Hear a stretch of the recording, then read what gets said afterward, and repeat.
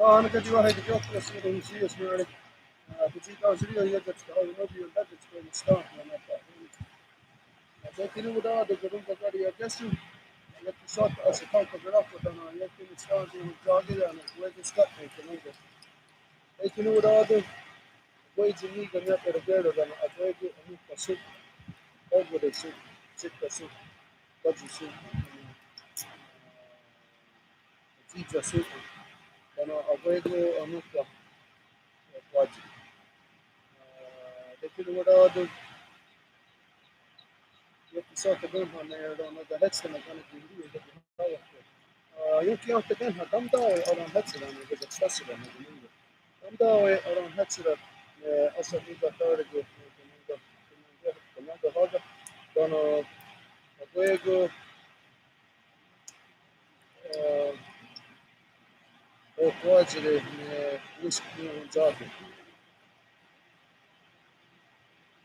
يمكن يوم تكلم كم ده كذا تفسر لكن دي هذا كانوا أبغى أنا كورن أنا نفسي أبغى مسكين لكن وده أبغى رودياني This is it. Coroni rodo sulle Looking over devono si astrono da a poi I got to know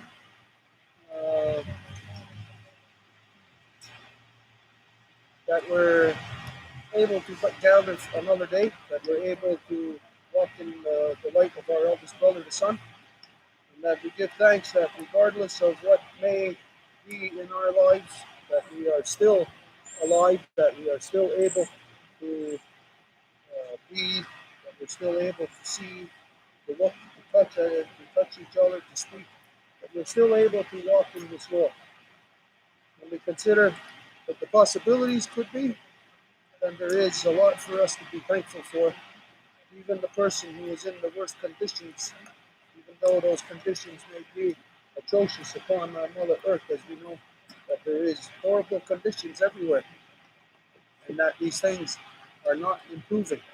That horrible conditions have existed indeed for thousands of years now, and the conditions do not change.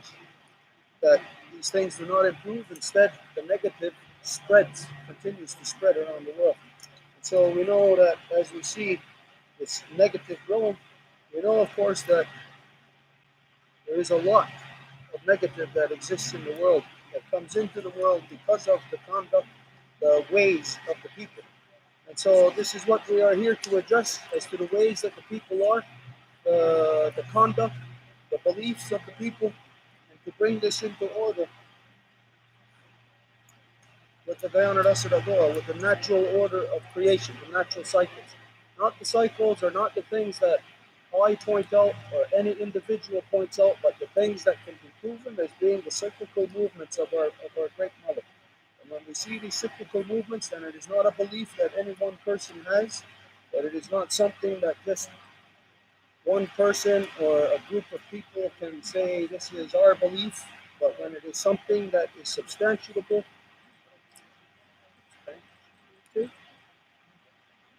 within the public arena to be conclusive with the natural cycles of creation, then this is what we must all abide by, that we must all come into order with that which is common upon all people, upon all lands, which is the same everywhere. The cycles of creation is undeniable, regardless of what country you live in, what continent. It doesn't matter that these cycles happen the same way. These things are the real things that have created us, and these are the things that the people must return to. They must remove themselves out of the false man-made constructs that are restricting people into this non-stop oppression of male-dominant war mentality. That the people must return back to the authority of our mother, and to do this, that we must reestablish within each of our peoples. We must reestablish the process to return our mothers back to their natural seats of authority. And so then within each of the peoples that with our mothers in their natural seat of authority, then the peoples can be managed properly once again, and then this can be effected into the land. On their own, the individuals may be able to do a good job as an individual in your own life. But this is not what our mother needs. Our mother needs the people to come to their senses, to stop what is happening collectively. So as it is, may be true that an individual will make a tiny change, and it takes a bunch of individuals to make a huge change. It takes those bunch of individuals to come together in one common mind to conclude on one direction, one common reality, as opposed to there being a million different voices. We must have one voice as the way that our mother has given us, and we must bring those voices together in accordance with the Bayar, in accordance with the ways of peace. Now, there may be, as we speak from here, as we say, in accordance with the ways of peace, people may say, well, we'll do it our way, or we'll do it this way or that way. The realities of peace in this world can say that they know of peace and that they can establish it in their heart. But the reality is all the people are all subjected to a corruption that they, regardless of what every individual says, is overpowered. So the individual believes, as much as the individual may want to believe it, those individual beliefs cannot be substantiated in the public arena, then those beliefs are nothing more than that, just an opinion, just another religion. So we must together find a way to establish what the truths are between us, what is untrue, and rid ourselves of the things that are untrue, that are not part of or not an extension of the natural cycle of our mother. When we remove those things, it will be much easier for us to get to the truth. But quite simply, removing those negatives does not mean that you are at the truth. The truth, of course, is something that must be adhered to not from just where you are at now. It must be corrected within your bloodlines. If there is corruptions somewhere in the bloodline, and you may think, well, if that's, say, thousands of years ago, that you disconnect yourself from it, that there is no ownership of it. This, of course, is a corruption of male dominant thinking to imagine that something that is molding you when you were 1 years old to say that, well, it's not a part of you now. This is a ridiculous thing for anybody to even entertain in their own minds. And so a separation of responsibility is the corruption in this world that must be removed also. So when we separate or remove that corruption of imagining that we are not responsible, then we allow the corruptions to maintain. We allow the traumas that may have occurred, may have been inflicted upon us when we were young. We allow those things to continue to influence us today by not correcting those things. And so, as it is in our own lives, it is in the time, the life of humans. Over the thousands of years, the millions of years, or however long you want to believe that humans have been in this world, it is something that is, regardless if it was a trauma at a million years ago, and we want to separate ourselves saying that was a million years ago, it does not matter. If in your journey step one was corrupted, then you are never going to get to where you intend to go. You must go back to step one and start your journey back in the proper order. And so this is what we are here to determine between us, to establish between us. The Gayana Surato, the great law of peace, which is a continuous from the beginning of time right up until now. And that when we see the continuum, that we find our bloodlines are within there. There is nobody on this planet that is not coming from a continuous, unbroken bloodline. The only ones that are coming from broken bloodlines now are the artificial people. And artificial is regardless of what anybody wants to believe or think, there's many artificial people around us today. People who have been conceived artificially. If somebody has to be conceived artificially, their bloodline is broken. They are all of a sudden a new breed of people in this world. And what I am speaking of is artificial insemination, uh,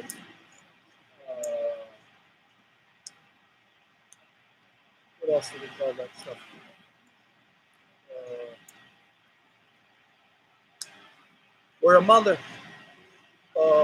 is unable to give children, have children, and she has to have some type of artificial insemination. But there are other things along those lines too. Now there are other broken bloodlines that all of a sudden are new creations through genetic engineering, through things, as you know, which we were speaking of recently, things like these gene drives, CRISPR, and things such as this. These things were not created to assist people. These things were actually created to release the uh, what's the word here?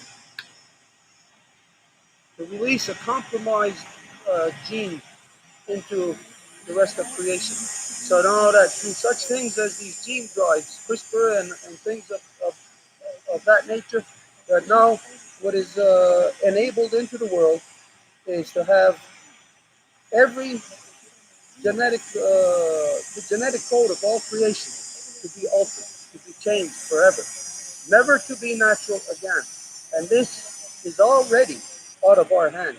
It is already into creation. And once it is in one mosquito, then it is in everything. There is no escaping it after that. Now, this is something that is the equivalent of a dam beginning to trickle, where, like you know that story, the little boy had to stick his finger and plug the hole in the dam. That when you know that that starts to trickle, you know that eventually the dam will break and the floodgates will open and it will be everywhere. And so things such as this that are clear, clearly threats to not just people, these are threats to all creation. These are things that people must address, but do not have the power or ability to address. On your own, you can talk about it, big deal. What does it do? You can talk about it, you can teach yourself about it, teach your children. Yes, it's a good thing. But what good does it do to have knowledge that somebody is getting killed right in front of you and you do nothing to stop it, or you have no power to be able to affect it in any way? It is good to discover that somebody is being killed in front of us, but it is better to take action on what is discovered.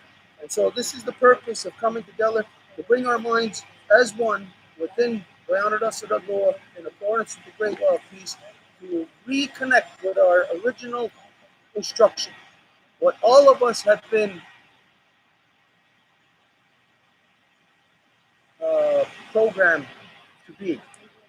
If you're an elephant, you're programmed to do a very intricate part of creation that is an intricate part of our humanity. And so when the elephants are gone, an intricate part of us, regardless if there is no elephants in the continent where you come from, when those elephants are gone, just as when the buffaloes are gone, a very intricate part of our humanity is gone. And when we consider every part of our humanity is filtered through our central point of consciousness, and this is really based what our relationship with creation is based upon in our central point of consciousness. So if our brains are in order, we will have, of course, a proper relationship with creation. But if we are affecting or altering creation in a negative way, such as removing buffaloes, removing elephants, removing this or that, then what is really being affected, what is really being eliminated is the human mind, is the human experience.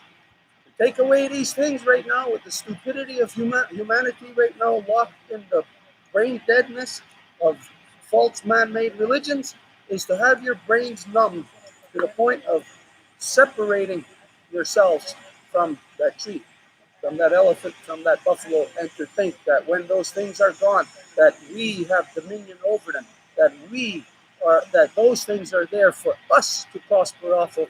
When the human brain reduces itself to such religious stupidity, then that person removes that part of their brain, removes the elephant that is in their brain, removes the buffalo that is in their brain. Till eventually, that nothing is left of you that is natural or true to creation. This is where we see, where we know, where all of humanity is rapidly approaching it is the point of critical mass, where one of these seconds will be the last second, not the last second on Earth, but the last second to be able to positively affect change, to be able to reverse such things as elephants disappearing, buffaloes disappearing, our humanity disappearing.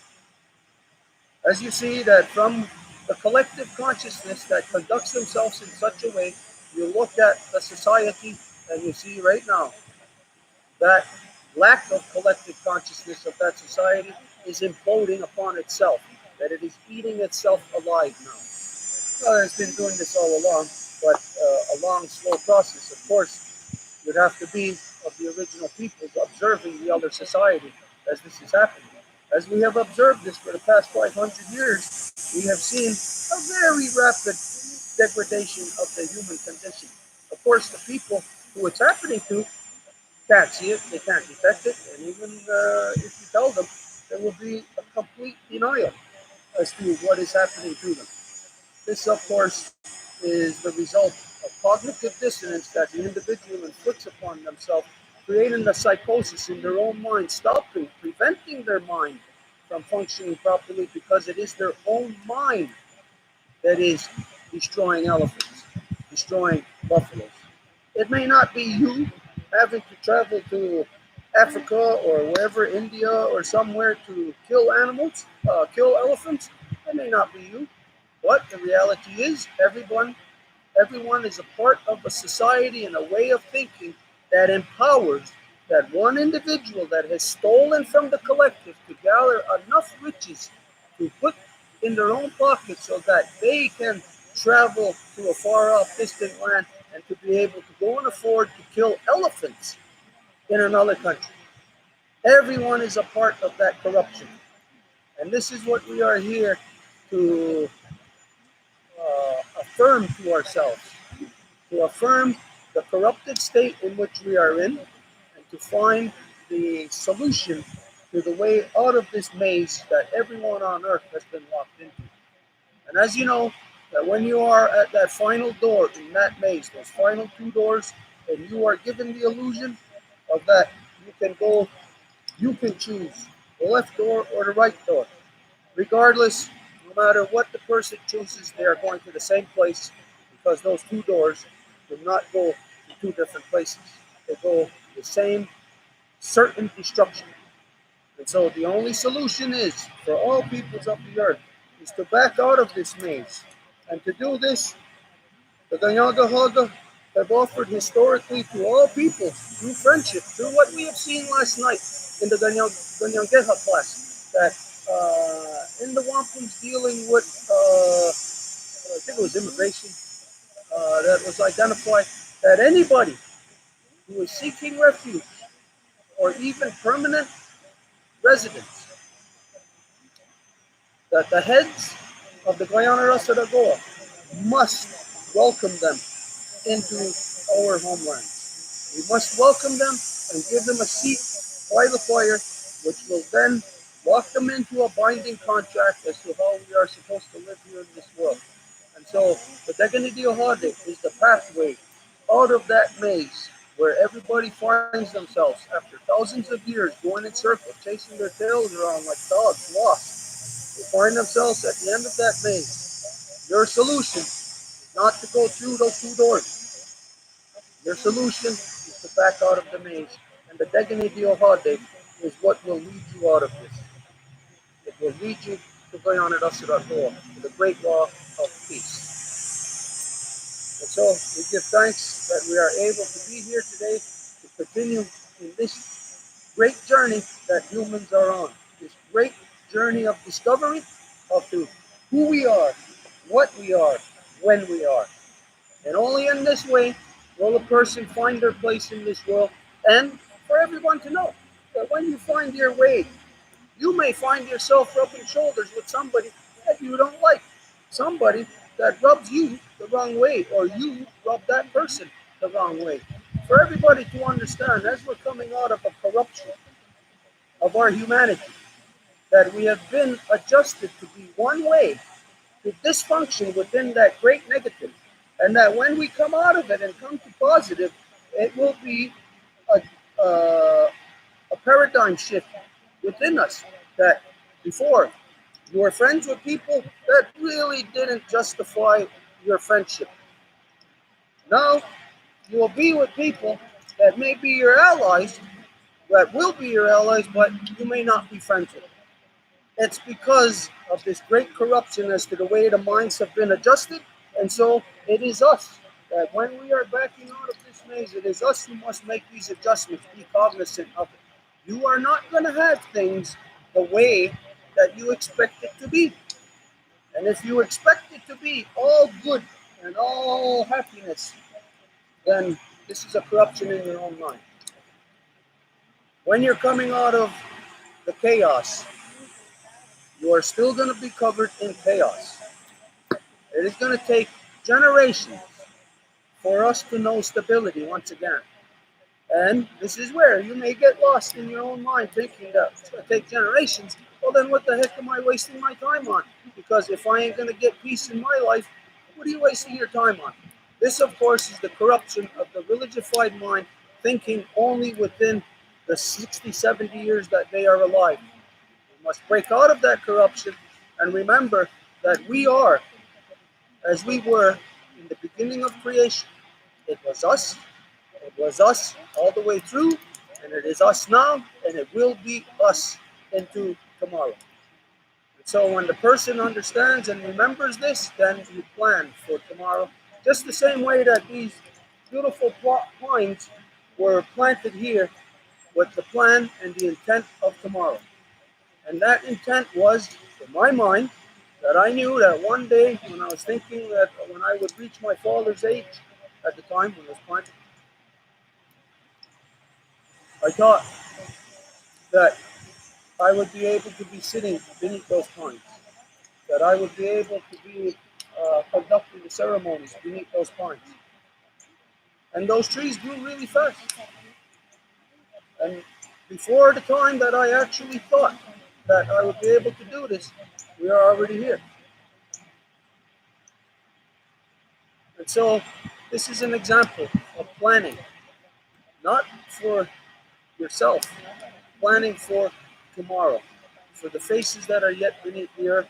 And when the person plans for those, then you will have that peace. You will reach it, it will be attained, because the only peace you will have is at the end of your day. When you are on your deathbed, the only thing you will have is your memories, your knowledge of what you have done in this world. And if you have done nothing, if all you have done is collected and consumed material goods, then you are an empty shell, and you will leave this world with unfinished business. But if you have in your mind the memories and the knowledge of that you have done for your children and the faces yet beneath the earth, then you will be rich and you will not have unfinished business. You will be able to leave this world in the proper way and continue the same way that you did when you came out of nowhere through your mother's belly.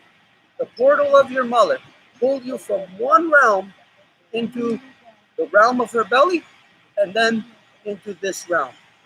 And so, anybody not to acknowledge the natural cycle of our lives is a stupid fool. And these stupid fools have been created through, again, false man made religions that makes you forget, makes you leave the reality of those cycles of creation, where you are just the 60, 70 years of which you are alive in this time frame. And when you believe that, that will pay the price. People can cancel themselves out of the great cycle of creation. Just as we are learning that through law, people can cancel themselves out of eligibility. And so you, that are nothing less, nothing more than just a mere particle upon our Mother Earth, if you do not fit in to that process, that cycle, that body of our Mother, you will cancel yourself out. When we know that we are part of this great recycling process, like we identified before, to be able to come here in this world, to stand upon the physical body of our mother, to be able to feel the sun, to swim, to laugh, to be doing such sacred things as to be breathing, as to be able to have the heart that our mother has given us, our great mother has given us, to have our spirit, to have our body, to have such sacred gifts. This is show in creation, in the entire waterverse. Here, right here on our Mother Earth, is the big show. And for people to be stupid enough to destroy it and to go searching somewhere else, like as if there is this big show somewhere else, this is the insanity of the corruption of male dominance. To destroy what is and to believe in some fantasy that you will find something else that you are already destroying. This is the insanity of which we are here to sort out, to remove from our minds, to again, to realign us with the natural things in creation. And so, with this being said, we give our thanks to not only our ancestors who carried the good mind, yet the sota gunhan na eron no the hetsto na kani kuria ra di hawakwe. Tam tao e oron hetsida. Ne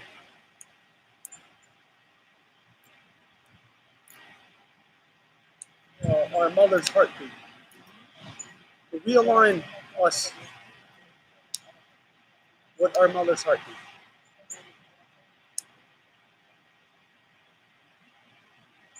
Doga tena no hode yataksa. Air to solid, air to solid, air to solid. Kenya has a word you need to learn. Oh,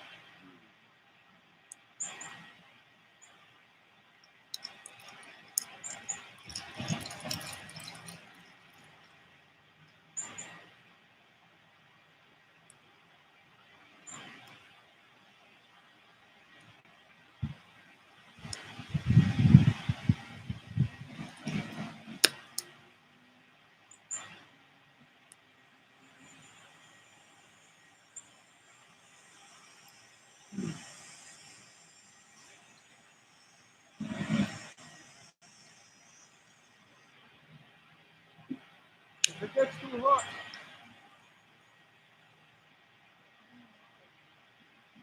Eve, don't be locked into that. Well, you got to sit in the plan position today. If it gets too hot, just shift over to where the shade is. For me, I love the sun, so that's no problem. Okay, the joke was then to continue from where we were yesterday.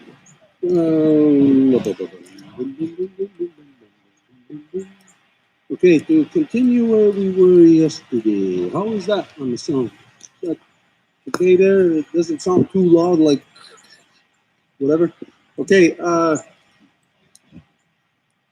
lot of stuff was discussed yesterday, but outside of what was discussed, we had big experiences yesterday. And whatever is happening to us in our lives, this is, again, our creation story. This is part of our creation. Because right now, you may not view, say, like with Elizabeth's story, getting up, walking across the yard there, she may not view that as part of her creation story, but it's part of what's going to lead to where she is going to be in 10 minutes from now, in this afternoon. So what is happening to you right now is a continuation of your individual creation story and our collective creation story. So for us to continue in that mindset, if there was anything that was transpired that you thought of overnight, like we said, we all had a lot of things to think about yesterday. Not just the things that we talked about, but the things that happened to us, the things that we had to do, the work that we had to do. And we know that when we were all busy working, we were all like on like hyperactive mode, or we were all focused anyways on that. This was part of our learning, part of our this process of recital of Guyana Recital Go. Whatever we learn, of course, it's application in the things that we do. So if there is anything, if there's anybody, we won't pass the feller around, but if there is anybody, just identify, and if not, then we'll just continue.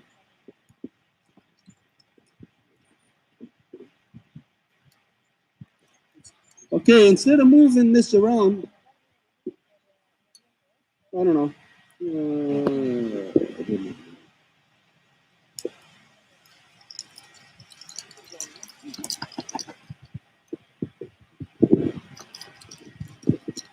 Hi, everyone. I hope everybody's having a wonderful morning and a good recital. We're down to our 10th day. I would like to mention something that's very important in rising a woman's nation. First of all, I would like to talk about the endangeredness of women that's being raped and killed all over the world in different res. Here in Kanawagi also. It's a subject that we haven't been speaking a lot about. If we're building a women's nation, I think it's important to take care of our own people first, and then we move on to, other realities around the world. And it's something that's been bothering me for a while, and I've been wanting to talk about it, but we've been so busy with, so many things. First of all, if we're building a women's nation, we have to identify that there is a problem. How come in this generation that we still allow women getting raped and killed every day in our own town? Like, for example, here, okay, we're against the casino, we're against, like the corruption, but we need to do something about trying to save those women. And that is a mission of mine, to try to find a solution to help our own people. Because it would be hypocrite of me, and I think it would be hypocrite for all of us to rise a nation of women without trying to help out the sisters that are here first. So this is something that it would be important for us to think about, because I do care about the woman on this reservation, and I do care about the people. And even though some of them took the wrong path, they are allowed to correct themselves, and they're allowed to have a chance to correct themselves. So I mean, we can continue living with the genocide and live in the fear and live in, you know, everything that we've been taught to fear. But there is hope. If we're still here, that's because we're strong seeds. And even though the garden's been burnt down and been cut down, there's always the strong seeds that's always going to grow. And I consider myself a strong seed, and I consider Stuart a strong seed, and I can name many other people that are strong seeds that survived that genocide. We're still here. But I refuse to live in fear. If we are strong, we got to act strong, not just for ourselves, but for other people around us. So if I'm part of rising a woman's nation, I'm sorry, I cannot leave sisters behind. It doesn't work that way. So it's like saying, okay, well, you know, we have our sister here, Elsa, that's in a wheelchair. You know, she can't walk. She needs our help to, you know, go to the bathroom or go sit down at the table to eat. We're there for her. Well, we have other sisters around us that needs our help also. So I just wanted to mention that we have to keep in mind that the lands that we walk on, there's been people here before us, and they're still here. And they're struggling. And they're still living with that genocide. And I think they're the ones that needs our help the most. Because they do have the knowledge, but they're living in the pain. And that's where my focus is right now. I really want to do a difference, because they're doing they're doing a lot of scream outs all over, painting their mouth with a red hand, uh, putting red dresses, you know, on trees, making billboards because, you know, hey, if a native girl gets raped and killed, we're not going to talk about it. And you know what? The police is definitely not going to do anything about it. And we're just going to forget about it. But you know what? The sisters and the mothers and the ancestors, they don't forget about it. And I'm not going to forget about it. And I think about it every day.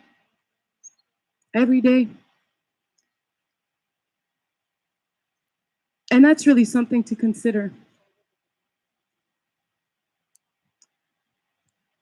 Because I travel and I've been on different res, and I've met a lot of different native people around the world, and I connect because that's a part of me. And it's the same thing everywhere around the world. We're all going through the same battles.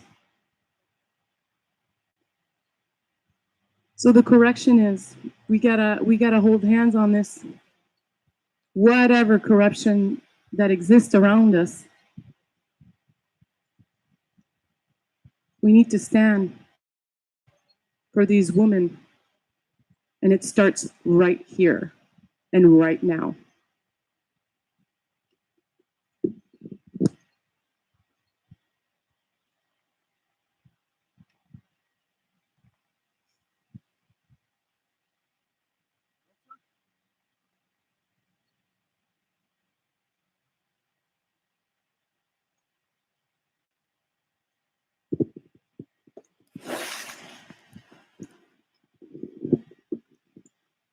Gonna go ahead and sing my game.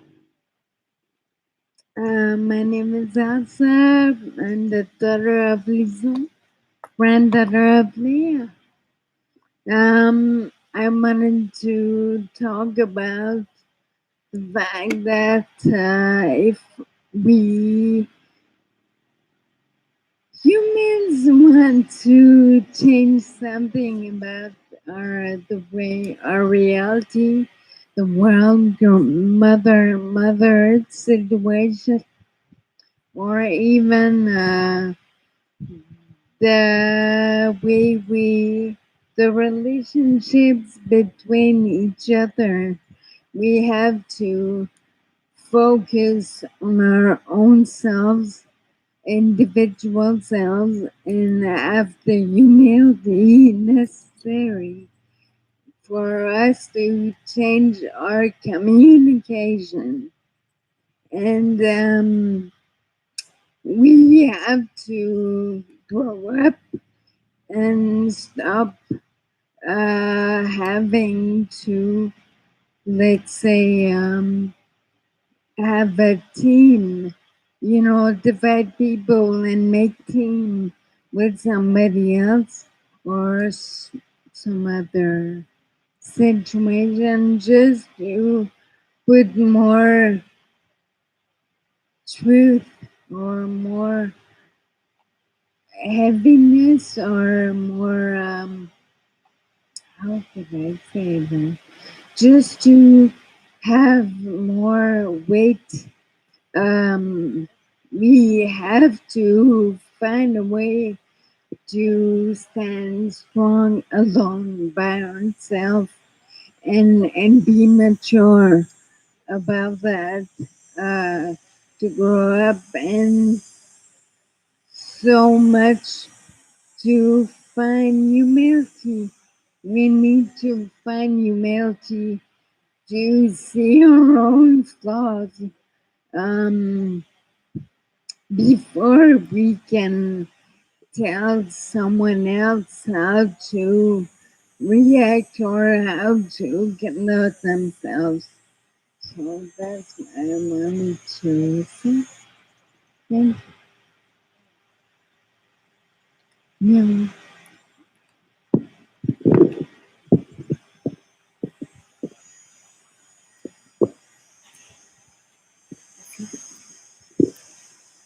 Hello, my name is Marie-Claude. I am the daughter of Francine right here and the great daughter of Yvette. I have a question. Maybe it's too soon in the process, but yesterday we were talking about female representative and male representative, and I was wondering how it would come about within the women's nation that same structure, knowing that matrilinearity is about balance between the two, and how we would affect that in the women's nation. So,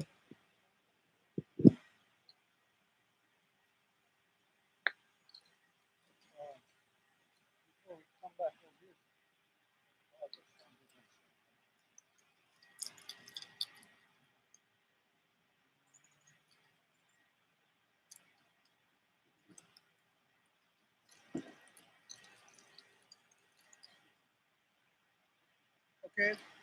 All right. Well, obviously, what we just heard, what we just experienced, was the collective brain, the collective thinking of the women that are gathered. One thought uh, is expressed by Anik that she wants to do something about these things, and then the next thought, Elsa, identifying that before we can do those things, we must center ourselves or align ourselves, humble ourselves, and to do this is to have law recital. So we see in one instance the want, the desire to do something, to feel that immediately, to jump and to react. And then the other is to identifying, saying, wait, hold on a minute. You have to think first. You got to think before you act. And everything that was said, that you said, Anik, all, of course, good things, yeah, of course. But there is a reality of how we got here, where we got, how we got to this stage. The what is happening here in Ganawagi of course, what you are observing is something that is extremely superficial. There is no way you can know exactly what is happening here in Ganawagi, and then therefore, without knowing what is happening, you cannot know how to respond to it. You can think, you see this corruptions and you want to respond, but there are realities here, and that is something that is not, of course, going to be discussed here and now. But again, to point out that there is this desire within the collective of you to want to react to these negatives, but then again, as Elsa pointed out, stop and think first.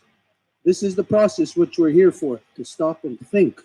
So that if you jump out and react, that you're not going to get your head cut off right away, because what's the purpose then of you thinking you're going to help if you're going to become victim to the very thing that you want to assist, that you want to help and stop from happening? So the solution here is exactly what we're doing. And so you have to keep your minds focused on what we're here for. We're here for a specific thing. We got here through a specific pattern, each of us. Some of us just happen to fall on this path, without having a complete knowledge of even how you got here. Some of us, we have broken knowledge of how we got here, what led us to be here.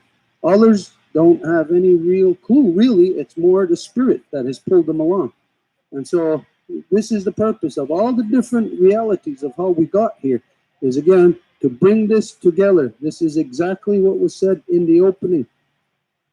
And so the only thing I'll say is pay attention, focus, and you will not be repeating yourself. You will not be saying something that is unnecessary, because when you find your power, like when we were in that teepee there and the little kids were here, well, the young people were here from the schools, there was, as you see in the video that was posted online, those little boys found their power, and their power was their voice.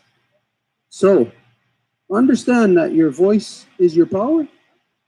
Do not waste your power. Do not waste your power on speaking irrelevant things. Do not waste your power on saying something other than what you really want your power to be utilized for. And if you think, everybody believes they know that they're in control of themselves, well, if you want to keep thinking that, good for you. Then you're going to see where you're going to end up in this world. Everybody believes that they are in control and that they know better. Everybody on the planet. But there is a reality that it's just not so. So focus on what you are here for, and then you'll be able to have the answers, or be able to see how these things, like what Anik, like what you point out, how these things will be, how you will be able to be effective and not stick your head out of the rabbit hole and have it chopped off right away, or to not uh, fall victim to it. Same thing, same difference. Um, how the Women's Nation, to answer Mary Cole's question here, how the Women's Nation is going to do this, it's all within the ground of us that go. Again, I'll just say focus, pay attention, remember what was said, that everything, even the way that these things are placed, these things that really have no power or anything, this is not something to impress somebody, or to say that everybody's got to have these things to be real or whatever. No, these things are reminders, and these things, as reminders, are placed in a certain order and are in a certain way in order to remind us of the correct things, of how it really is in the specific order of things. So, like I said, from the first day till the last day, this is the law. Every experience in between, how we handle it. So, uh, like we identified at the first day, that upon conclusion, you will see things as a whole. Everything will be in that big drum. But plain and simple, for the Women's Nation, You are right now going through a process of coming to realize or determining who is qualified to be risen to positions of representation. Just because you who are gathered are here does not mean that any of you are even qualified to hold that position. You may find that you will have to look elsewhere to have somebody that can represent you. But from where you are at, you know that if you are the ones escaping from the prison of male dominance, that it's you together that got to keep each other alive. It's you together that got to prop each other up. And when one of you do not listen or go out of protocols or do not respect the powers of each other, then you are truly just fighting against each other. You are truly just preventing yourselves. And this is the reality of not just here in Ganawagi, it's the reality of the entire planet. And if we keep falling victim to the corruptions that the entire planet is in, then you can expect the same fate of what the collective is doing to our Mother Earth. The condition of our Mother Earth getting any better? No, it's just getting worse and worse. So who's doing it? People. Well, we got to separate ourselves from that corruption of those collectives of people, which means all the people that you say that you want to protect, that you want to defend, these are actually the people that are the impetus, the cause to it. They are adding on to it. When we speak of missing and murdered Native women, I don't understand what we're talking about. This is a very deep subject. It is not as simple as that. That woman right there got murdered. You got to understand how she got there. You got to understand what really killed her. What is the cause of missing and murdered Native women? What is destroying Native women? The absence of their identity. So, what is taking the place of their identity? So, you see here, if you want to talk about Ganawagi, you see what's the absence of her identity? The collective of what everybody is doing. What is it that they're doing? They're doing the exact same thing as the non-native people. So, if we are dumb enough to stick our hand in the trap and our hand gets caught, you're going to walk back off your path to go and deal with that person who has done that to themselves. You are going to end up in the same trap.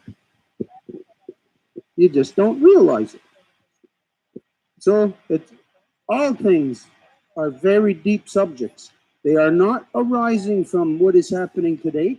They are a result of what has been happening now for thousands of years. So for you to look at or to believe that there is a solution in the present, this is the corruption. And this is what gets people locked in a cycle of chasing their tail around like a dog getting nowhere. This is where everybody in the world is going nowhere because they're locked in that process.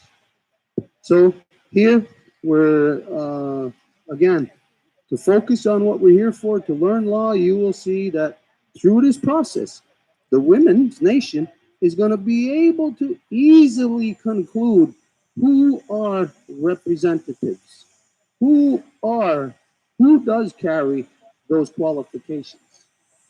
So this is how the women's nation is going to do it, by paying attention to what law is, and then basically looking at ourselves. We're not going to go look for somebody else to lead you, because the fact is that it's you breaking out of jail. Who's going to lead you when you're breaking out of jail? Somebody who's still in jail? No. And if you want to help somebody who's still in jail, what do you got to do? You're going to go back into the jail, and you're going to get locked back in that jail. You got to think very deeply. And this is something that I will say to you, not as an insult. You can take it as an insult if you want. You're not used to thinking very deeply. You can believe that you do think very deeply. Yeah, you probably think very deep about the things you're going to do, today, or what you're going to do in life. I'm sure each of you thought very deeply about the careers that you've pursued.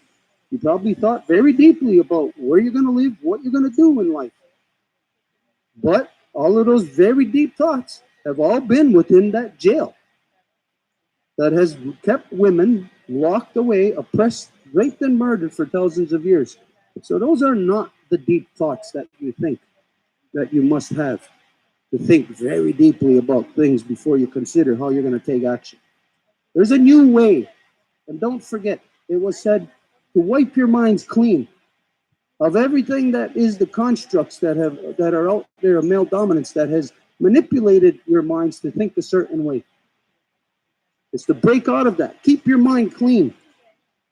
If you can't do it every day, of course we should do it while we are in this process.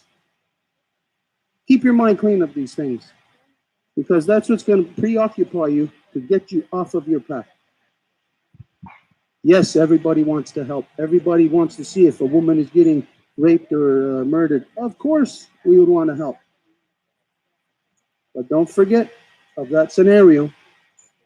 Like I said, what's happening here in Ganawagi, what the realities are, what's happening throughout so-called Indian country, what the realities are. It's very unfortunate that there are missing and murdered Native women, but the ones that end up victim to this, it's because of the foreign-imposed genocidal elective system. As long as that exists within our peoples, women will continue to be raped and murdered. And women are participating in that process. So, you know what that means? Those women are causing it to themselves, because they're supporting a male-dominant process that really, as they know, kicked their mothers off of the reserves, kicked their mothers out of our societies. And they support that system. They vote in it. They run for mayor. They run for elected official. And when they get in, what do? They do not return back to their traditional systems. They do not do that as an official policy to affect that corruption that they become a part of. No, they become a part of the corruption. And as they become a part of the corruption, that means they cancel out their original identity. And this is what they are running from. They're running from their original identity. And that's why they become missing and murdered, because the only place they exist is within their original identity. There are very deep rooted causes to this one topic. But all topics, of course, are connected to each other. And it is because of all humans have left this identity. Not to say Ganyangahaga identity, because say someone like Elizabeth, she doesn't come from Ganyangahaga, she comes from the other side of the world. But over there, everybody has left their original identity. Over here, everybody's left their original identity. So now the problems are the same worldwide. And people think that the answers or the solutions lie from within the mindset that got them into this problem. And this is where, again, people get locked into, like a dog chasing their tail around in circles, never getting anywhere. It's funny that you women are not the first women in history to gather and to talk about the things that you're talking about. Women, ever since the first woman got killed, or ever since the first woman can detect that their males were going crazy, that their males were going against creation, creating some false god that actually tears apart the fabric of creation, undoing the reality of where people come from, of the reality of the powers that are rooted in our mothers. Women have been gathering about this for thousands of years. You are in the exact same spot that your bloodlines have been in, and I'll say directly to you, Anik, that you, such as like Elizabeth, you can trace your bloodlines, and you don't have to go back very many generations to find the women who were in this exact same position as where you're at now and who were killed. So you got to think very deep before you speak. This was said many times. Think the exact opposite before you speak. In your head, think the exact opposite of the first thing that's on your mind, what you want to blurt out of your mouth. Don't allow it to come out of your mouth. Think about it in your head. Go through the counseling process. Play it out. Where does this thought go to? Well, you know what? If you're driving down the street and you see a sign, cul-de-sac, you're not gonna ride. You're not gonna go down that street. You're not gonna go down a street that says dead end, because you know it gets you to a dead end. So why pursue thoughts that has a cul-de-sac? It's a dead end. We got to think big, big, very big. We got to break out of our smallness that our brains have been locked into because of male dominance. Regardless of how smart the person believes they are, how many letters behind your name, MB, PhD, whatever, no matter how many letters behind your name, those are, again, the dumbest people, because those are the people who claim to know, and those are the people who are actually misleading all society and their own children into certain death. Anyways, okay, that being said, we're going to continue if that's in everybody's mind, if everybody's settled in. Okay, that's what we're going to do.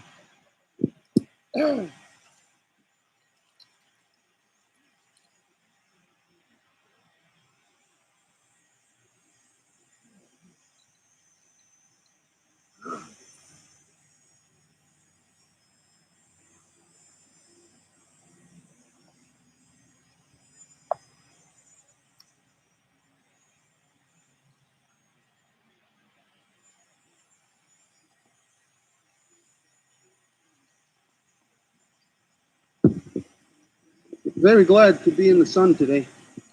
As you know, we've been in the shade now for 10 days. That means that myself, I've been losing the energy, the power that I need, the power that I am always using.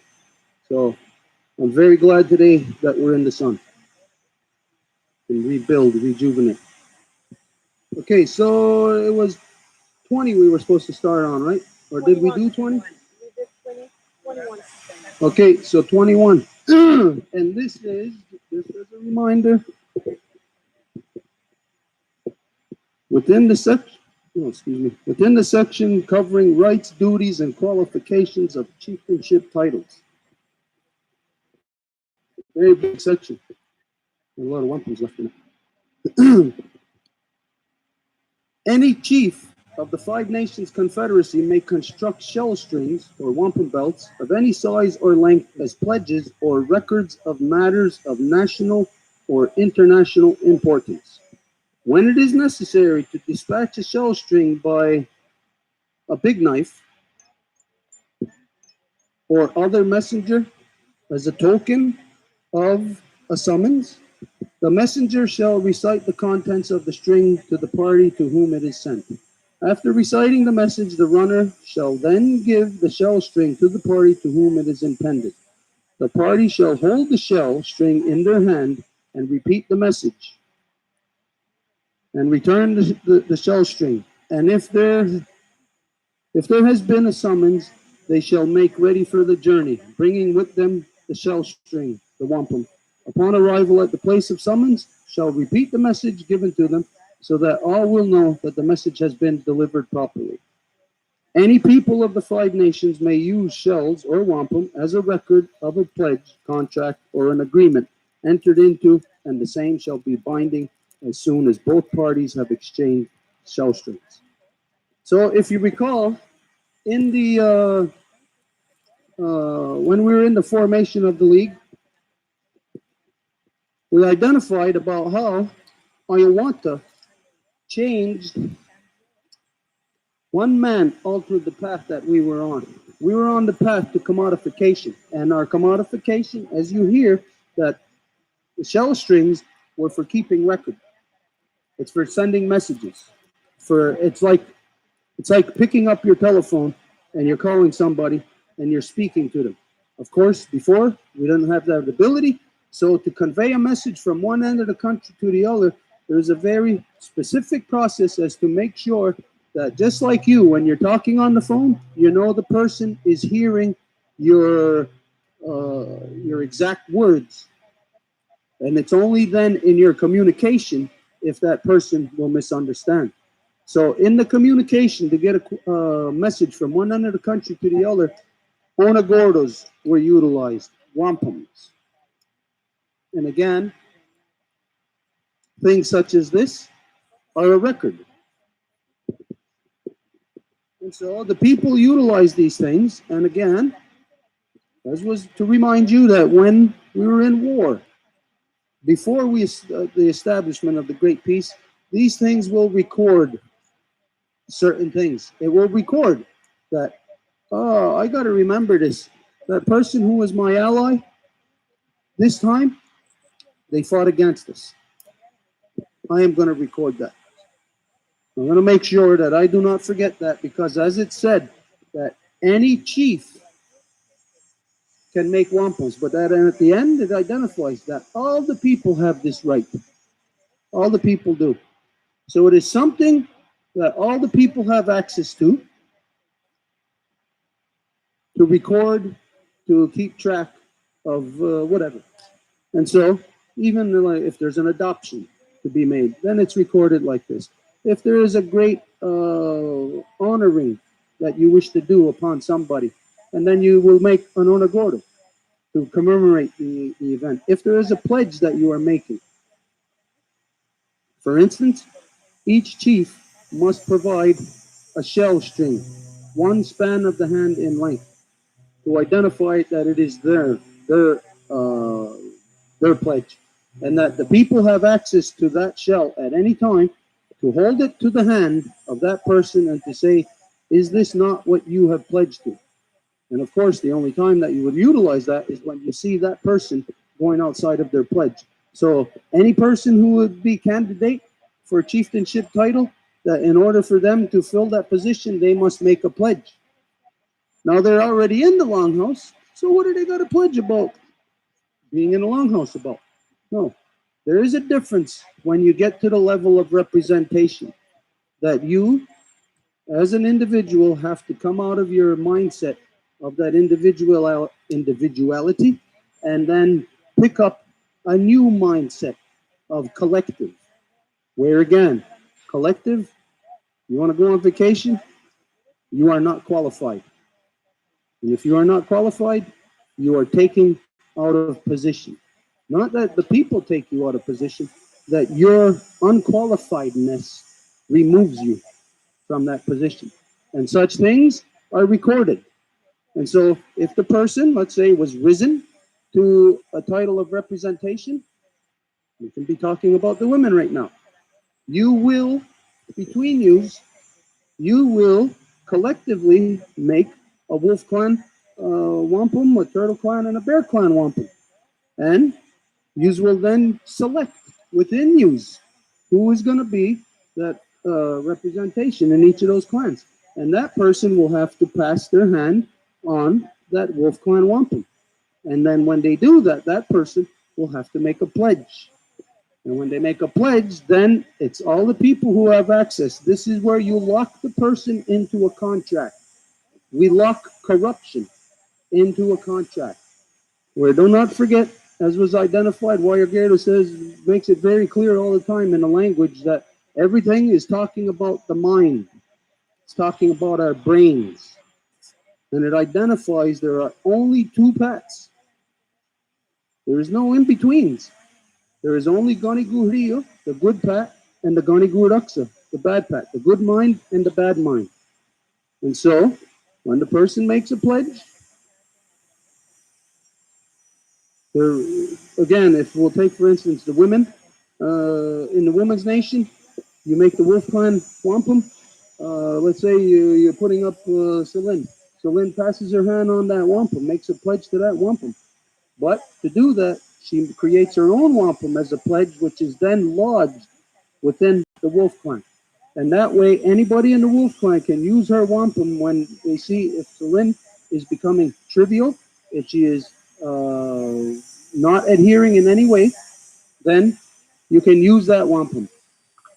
And once you have access to that wampum, you have access to removing corruption. Now, the only hindrance there would be the individual if they don't want to adhere to the process. So somebody can create a wampum, and when they commit the the corruption, and the people hold them to it, that person could just walk away. This is what we have seen. This is what I have seen ever since 1973. This is what people do. They do not stick around to fix the problems they have caused. Because to do so in the longhouse is to identify and accept corruption within yourself. And when people don't do this, again, of course, they run away. And so you got to think, like based on the oration that Anik gave this morning, that, oh, this is what I want to do. This is my agenda, or however she said it. You got to think about the people who have already made their pledge and broken their pledge. And then for you to sink back to that level of putting yourself where they are. This is the reason why all the rules, all the structures of the grounded asana goal is there, so that we don't allow our minds to keep slipping back, to keep fooling yourselves. This is how we advance as a people. Or even if it says in one person representing, we're advancing as a people. So the person makes the pledge, you uphold, you hold them to that pledge. You, in effect, you hold their feet to the fire. This is what you said. Is it true? If it's true, you will not get burnt. Now, I'm not talking about actually putting your feet to the fire, of course, but it's to test. You said this in your pledge, did you not? Yes, yes, I did. Okay, does it not mean this? Yes, it does. Did you break it? Yes, I did. Okay, what do you got to do to correct it? Okay, we get to a point of where we correct if our minds stay together. But usually the corruptions that people do are so grave that it will cause the person to remove themselves. Because when people commit corruptions within the longhouse, break law, it is usually of such a deep nature that that person cannot remain in the space and time of where they have committed their corruption. So you got to be a very big person to do that. And myself, I have had the black wampum presented to me in the past. Both myself and my brother have had a wampum presented to us. My brother just walked away; he didn't accept it. I stayed and I accepted what the people said. So when a person walks away, you know what happens. If you're a branch on the tree and you just walk away, what happens to your branch? What happens to all the leaves on your branch? What happens on the leaves that are going to come back to your branch next summer? Well, they won't, because you remove your branch from the tree. Anyways, this is what this process identifies. It's a process of empowerment of the people. Pledges. Anyways, pledges also runners. You send a message across the country. Again, what that runner must do is they are given an official message. It is spoken to them, to the runner. It's identified clearly. That runner has to take the onagor, to take the wampum, and he has to repeat the message so that everybody knows that the message, that he gets the message, that he knows how to present it. This is the reason why that if it's to Elizabeth from here, we send a message to her. This process is how we guarantee truth within us. We send a message to her. She comes back with the wampum and she has to repeat the message.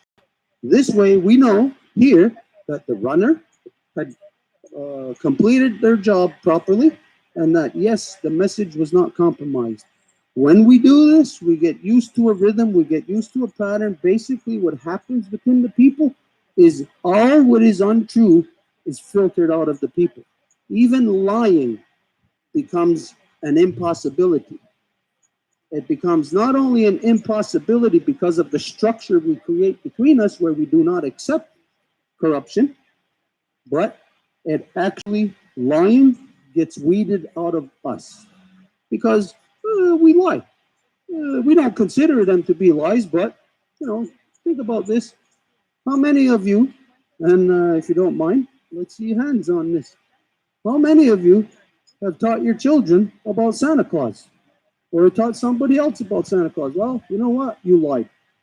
Isn't it a lie? You didn't think about it as a lie because you just thought it was something, whatever, you know. But it is a lie. Well, I could bet you anything that the same people who raised their hand for Christmas, you also taught your children about a tooth fairy. You know, you also taught your children about so many things that are corrupt lies. And you think about this. For those of you who taught your children about Santa Claus, it's because you were taught about Santa Claus. It means you were lied to. Okay, so think about this. When you were a little kid, the first time you came to realize or were told by somebody else, because that's the only way you realize. First time you were told that Santa Claus wasn't real, how did you feel? Disappointed. Of course, you're going to be disappointed. Now, as a little kid, you were disappointed. Why are you disappointed? Because your parents lied to you. You found out your parents lied. But that little kid does not hold a grudge against their parents. They don't say, "Why did you lie to me? I'm never talking to you again." Of course not. But you know that that is a trauma that everybody harbors within them who has ever thought about Santa Claus. And the trauma is that you found out that in this world, even your parents lie to you. Everybody lies to you. So everybody is conditioned in this world to know that to get by, it's beneficial for you to lie about the tiniest little things. And you know, we'll use an example here. Education, the academic world. Everybody lies. Everybody. We just seen, as you know, there's this big scandal in the States about the schooling, about rich people paying off to get their kids into school, paying off, which means that they're lying about their kids' academic abilities. So you would figure academia, where you're teaching, there would be no lies there. But you find, like we said, that schooling is the gateway drug to everything. So this is where the true corruptions happen at school. It teaches us to be corrupt, teaches us to lie, teaches us to be bullies. But this is rooted in where we received our first lies from. And when you receive a lie that this is what, especially on the level of Santa Claus, holy crap, you know what the psychological impact on those children? I'm aggressive. They externalize their anger because you become angry. Because the truth and the goodness of what everybody believes, what they're taught by their parents about Santa Claus, you find out it's just not true. There is no truth. There is no goodness. There's only, again, lies. So the traumas upon children are so huge in this world. And when you consider that it's done generation after generation, that if you think you are a solid person, it's very easy to prove that you are not a solid person. You can say that you are solid. You're as solid as you can be relative to your circumstances. But again, think about that lion scenario that we gave the other day. Look at that lion's face, big, beautiful, strong lion's face, all powerful. And then zoom out a bit, see him sitting on the rocks. You expect him to be in his domain or her domain, lioness. You expect freedom, power. Now zoom back a little bit more and see them behind those gates. Everybody's free according to their relative to their conditions. It does not mean you are free. You are as powerful relative to your circumstances. So that's the thing we realize, or we have to discover truly our circumstances to really be able to exercise our power. To realize your circumstances, of course, and its corruption, your power, can only be to get you out of that corruption. Anyways, this is how, again, every part of the every onagorda, every part of the law is how we get out of corruption. So this pledge system, the onagordas, is how we work our way out of the tiniest little lies that are really not necessary. But yet, again, we know that all of us do it every day. Again, from the academic world, you all know that example of when we ask how many continents on our Mother Earth. This is of the biggest corruption, that the people do not realize how it affects you, how it actually alters all of your perceptions and all of your reactions to anything that you are going to be exposed to. You may not think that right now, that even what you're going to choose for dinner is affected by the corruption of how many continents on our Mother Earth, which goes back to identifying Europe and Asia are not two separate continents. This affects you in every thought because it is not a geographical divide, it is a racial divide. And when we all teach racial division, you don't realize how far that affects you. You know, to teach racial division actually closes off a part of your mind where truth, fairness, all of this, respect, honor, all of that is closed out. And so that affects every decision that you make. Truth, honor, respect, all of that. You gotta make good decisions. You would think it would consist of all those things. But if your room where all of that is in your mind is closed off, well, you're not gonna have that in your decisions. Anyways, the pledges are there for even the individuals.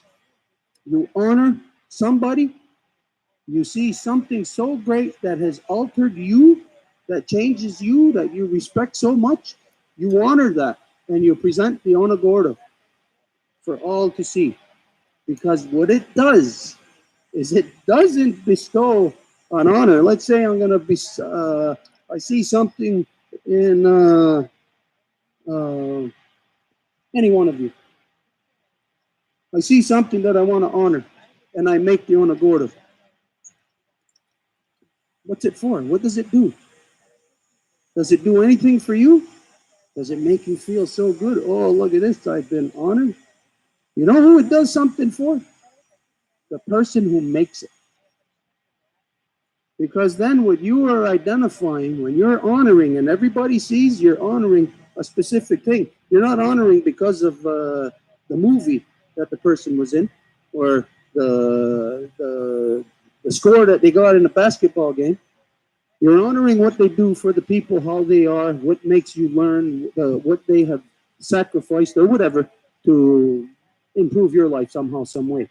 And so when you're saying this, when you're planting that wampum, when you're creating it, what you're actually doing is identifying, this is the way I want to be.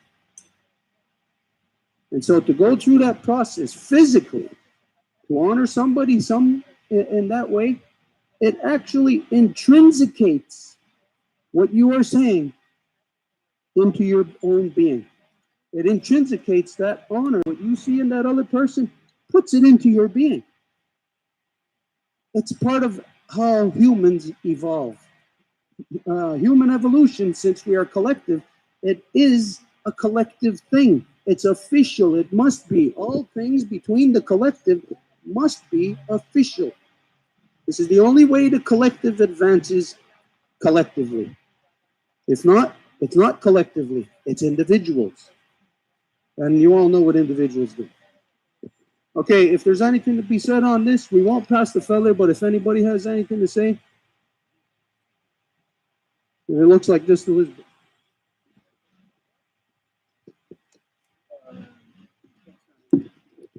That way you can be in the sun, please. I just wanted to mention about the Santa Claus story.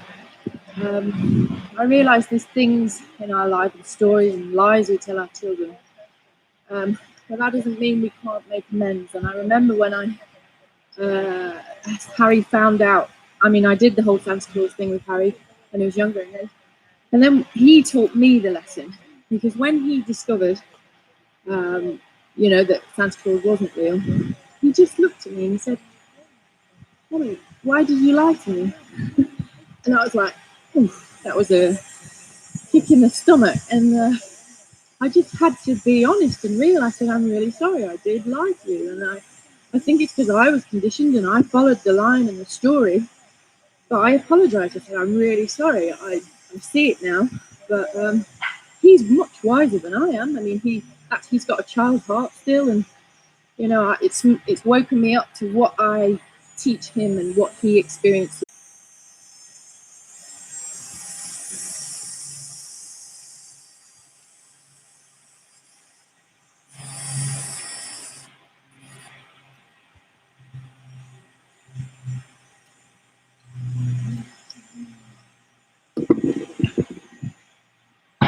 It's not such a small thing, huh?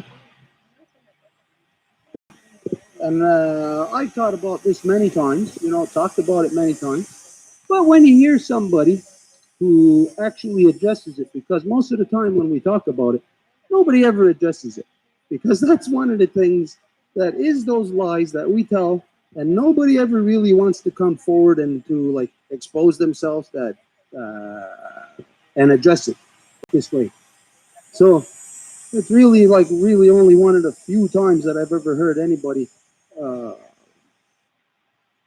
uh, get into the mode of correction. Because even though, like as she said, when it happened, that was the correction. But this right now, what she's done, is still part of the correction, because she is identifying, coming forward herself, not to say, "Hey, I'm one of these," whatever, not necessary, but to say her experience, the way that it is, then actually helps other people. So it is, when I hear it, it's a very big thing to think about because of the way that she said what her son said to her. Why did you lie? And how she identified that. It hit her right here. When she said that, hit me in a place that you could say is right here also, but in a collective right here. The collective look at ourselves and think, oh, how could something like that happen? Where everybody is telling the same lie to their children generation after generation. How could we get to such a place? I didn't tell my children that.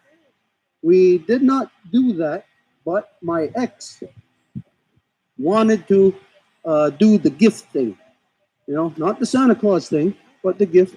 So the kids were told about it. I did not want to do that. My ex wanted to do that, so I said, okay, as long as we're not teaching them Santa Claus. Give gifts, sure. But again, to give gifts in a cyclical action like that, everybody just automatically, even if you're not taught it, falls into the Santa Claus stuff. Everybody. Anyways, it's good to hear. And I'm sure that if anybody is watching at some point, maybe in the future, that maybe this might be a little bit of a push or assistance to them to not fall into the same ridiculousness. And again, when we think, not just that, we also said Tooth Fairy, and there's other things, Easter Bunny. There's all these things that are all religious based that gets us to lie to our children. So imagine religion actually gets us, is the impetus to us lying to our children. It's crazy. It's really crazy when you consider the bigness of it. How it is almost like you could almost see like a fabric through all societies, all countries, something interconnecting them into this corruption. It's a crazy thing. It's a very big corruption. So the tiniest of lies, the littlest of lies, where we don't consider, will change the entire planet, because Santa Claus is destroying, polluting our Mother Earth. Santa Claus is doing that. When we look at, everybody talks today about the pics. We know that if you're buying something this small, like a memory key for a computer, you know that your plastics are 100 times bigger than the little thing that you're buying. And so we know that, well, a lot of people, everything that they give, all the gifts and everything at Christmas are all wrapped in plastics. And for us to give them, we wrap it in more plastics. We wrap it in more wrapping paper, gift wrapping. And we use ribbons, more stuff, and whatever else. And we buy cards to do more polluting. So you think of just that one process, that is that one tiny little lie put in the minds of people of Santa Claus, stemming from religious beliefs, that how much it is destroying our Mother Earth. So it tells you that no lie, no misrepresentation is permissible. There is no such thing as a little white lie, harmful. There's no such thing. A lie is a lie, and that is something that is corrupt. So anything that is corrupt, we have to separate ourselves from. And one of the things that Anik started saying this morning, I forget exactly how you put it, but you identified that we have to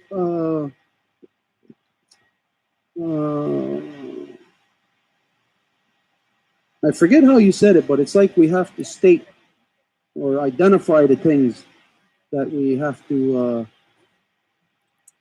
work against or whatever. It's there on the video anyways, and you'll see that, well, you know what you said is in the Women's Declaration. What you will not put up with any longer, what you will have to separate yourself from. And so I'll say to you right now that you did not say that you have to separate yourself from Santa Claus. It's not in the Women's Declaration, but you just have to separate yourself from Santa Claus. So it's one of the things that the Women's Nation has to stand for. If you're going to remove corruptions, remove the little white lies that alters the course of all humanity, that is the impetus to the destruction of our Mother Earth. So you are going to have to take a position against Santa Claus. Yeah, you're going to fight against Santa Claus. So, okay. It's crazy. It's crazy when you think about it. Okay, nothing else on that, then we're going to move on. 1.22. The chiefs of the confederacy of the 5 nations shall be mentors of the people for all time. The thickness of their skin shall be 7 spans, which is to say that they shall be proof against anger, offensive action, and criticism. Their hearts shall be full of peace and goodwill, and their minds filled with a yearning for the welfare of the people. With endless patience they shall carry out their duty, and their firmness shall be tempered with tenderness for their people. Neither anger nor fury shall find lodging in their minds, and all their words and actions shall be marked by calm deliberation. Very easy words to read, very easy words to hear, very easy for you to understand in the order that these words are put together. There's a sentiment there. We can have it, we can hear it, and believe that we know what it means. But there is an ugly truth that just like you consider the woman locked in a cage for thousands of years, you have to break out. You know what the ugly truth is? You don't know about where you are going. That's the ugly truth. You know about where you have been for thousands of years. You have been caged. You have not been free. You don't know about freedom. You think you do, but you don't. Freedom is a very delicate thing, and you will come from a position of saying, love, love. We got to be love. Peace, man. That's where the entire world is coming from. That's the belief. But you know that to have peace, that you got to be vigilant, that you have to be firm, that you have to push out corruption. which means you have to make judgments every single day. But we have corruptions in our mind that even if you are not religious, from those religious lies, you have corruptions in your mind of who are we to judge. Live and let live. Live and let everybody be free. You know what that means? Live and let live? That means let rapists live. Let murderers live. That means the live and let live mentality, the peace man mentality, is to not judge when there are corruptions that are clear corruptions within society that you must take action upon. And this is, again, I'll identify to you that the corruptions of male dominant, false, man made religions is put in the minds of everybody, especially women. Because when men say, love, this is how you love, women are the source of love, so they're hearing while you're in the cage, this is how you love. So women think, this is how you love. It's not how you love. How you love is by judging. You judge the actions of everybody, and you know that every day. Those of you who are mothers, you have to judge what your children are doing. Remember what was said? It's in the news right now. This one mother of, is it the guy, the El Paso shooter? The mother of the El Paso shooter judged her son, and she called the cops on her own son a couple of weeks before he went on his murder spree. She judged. You have to judge. If you don't judge, you end up getting raped. You end up getting killed, oppressed. Collectively, if every woman doesn't judge, collectively, you are all compromised. So your collective of women are dependent on each of you having the ability to judge everything that is happening around you every day. To say, this is wrong, and I will not have anything to do with it. That's a judgment, a corruption. Get rid of the corruption, you're judging. This is what we are. We are built to judge because at the foundation of us, in our double helix of DNA, as you know, just to remind you, science proves to you that we are created based on judging. Because on that level of the double helix of DNA, again, what creates the rungs in between that DNA? Stone, can you bring that ladder over here, please?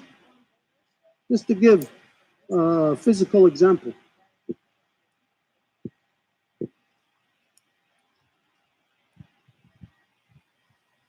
Okay, now, if this is our double helix, two sides of the structure of our DNA, we know that these rungs in between is what creates and gives physical matter.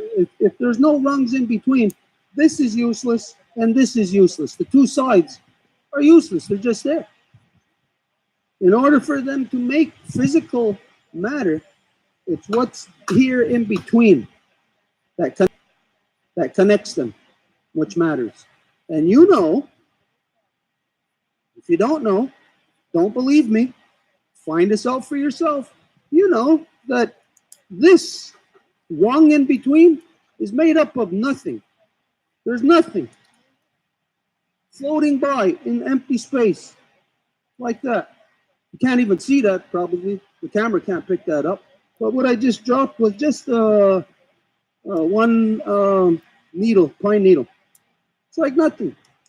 There's an enzyme, or whatever it's called. Maybe I got it wrong. I don't really care what it's called. I'll call it a turtle.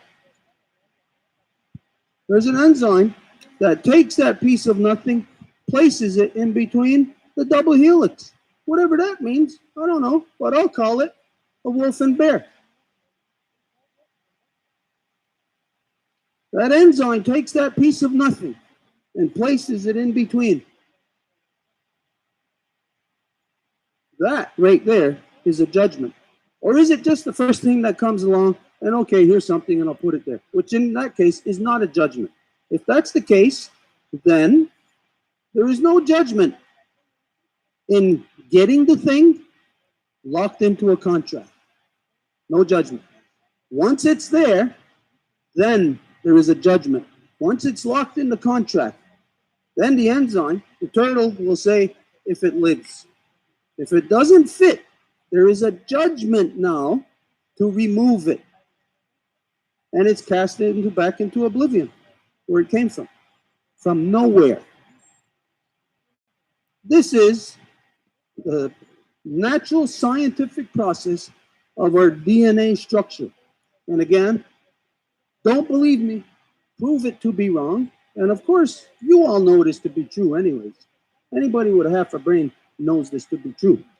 So, but if you don't believe me, go and find out. So you know that at the very core of our structure of physical matter, which makes up every cell in our body, every cell making up our collective consciousness, our being, at the very core of that, we are based on judging. We are judging every day. So we can then find what is the corruption here in this world? That which tells us not to judge. If you are told not to judge, what is it that you are allowing to happen? Only corruption. Because if you're not judging the good things, there's nothing to judge anyways. Nothing to judge. You're doing something good. Who can judge you? The only ones that are afraid of judgment are the ones that are corrupt. And those are the ones that will tell you, who are you to judge me? They are the corrupt ones. And so we can easily pinpoint and find the source of corruptions in this world that prevents us from being human. What is human? Human is to judge. We judge, you know what? We see somebody chopping down a tree. We got to make a judgment there. And we got to go based on that judgment and go and say, stop cutting down that tree. And then we got to stop them. Unless, of course, something is within the conducive process of Guyana Rasaragor, is within law. Chopping down a tree, for what reason? Well, we're not just chopping down the tree because it's commodified, and we're going to make wampum on it. We're going to get 10 wampums because we cut down that tree. No, maybe you cut down that tree because the women identify that now we need a new place to plant. And so we cut it down to plant. So there are judgments that are made in all things, on all things, that could have a good outcome and a bad outcome in all things. And so we have to judge constantly. If there is always in every little moment, movement and action that we do, a possible good outcome and a possible bad outcome, we have to judge. If not, the bad will happen. Because a lack of judgment means only allowing bad to happen. Again, because the good things, you don't have to judge. They're judgment free.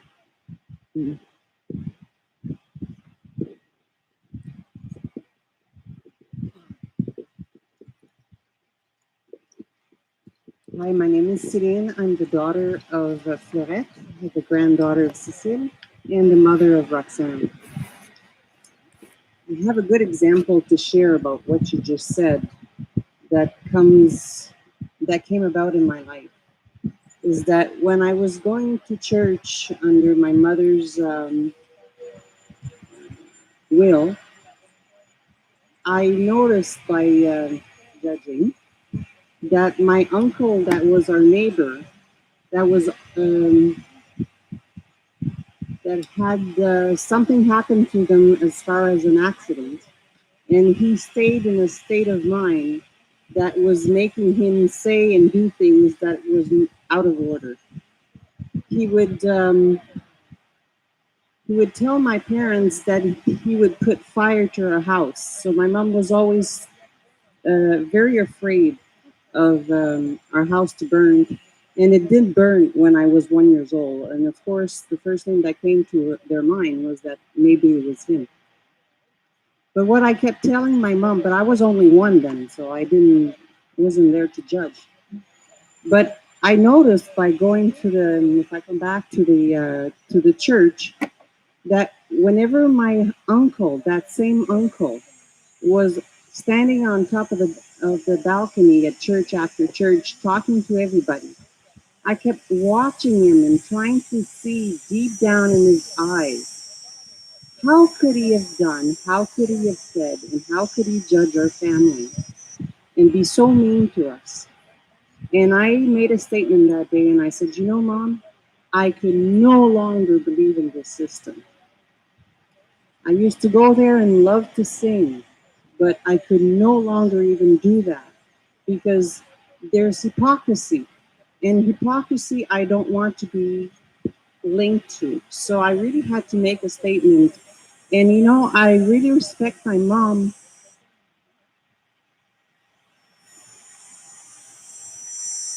to not force it upon us ever after. And I was glad that even if we had like 35 years apart, I always admire how she was so strong to realize that evolution cannot happen without noticing what in your children's eyes and in their soul what they're telling you that they need. So I've always worked with children most of my life and elders and found that to be so important to look in their soul and listen to them so carefully, what they conceive and what they observe, because they observe it with either the children with the soul that is so light, open, pure, and the elder with so much experience and wisdom. And so I always thank my mom. Here and there, she would come and give me another little hint. You know, Celine, maybe before you join into love with a man, maybe you should get married. And I said, Mom, I don't think this doesn't acquaint with me. It's not the way I believe. And again, she let me be. She let me found my route. My even though she was still guiding me, she still let me found my own self. So for that, I thank her very much. Um, she's not feeling well right now, but she is with me. I know she's with me. I feel her, and I'm very glad that she was my mom.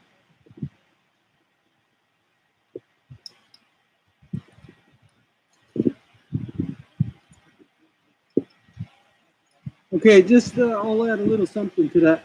Uh, those people, like as you spoke specifically of the church, that's the origins of who are we to judge, and also we're not our brother's keeper. You know, to take apart, to destroy your humanity. That's the source of destroying your humanity. Imagine you're not your brother's keeper. To be told that by the supposed moral compass of the people, you're not your brother's keeper. How corrupt it is, and then to tell you, who are we to judge? We're not our brother's keeper. Who are we to judge? Let only those who are free of sin cast the first stone. You know what that means? That means you're not judging the rapist. You're not your brother's keeper. You're not watching out for the one who's getting raped. And if you did do something wrong in the past, you are not anybody to open your mouth. That means corruption. Just corruption, corruption, corruption. You live in a world of all out corruption that is created from that church, from that religion. Now, I am not saying just the church, it is all man made religion. It is all false beliefs that are not rooted within the cyclical reality of our Mother Earth. This is the only true spiritual belief.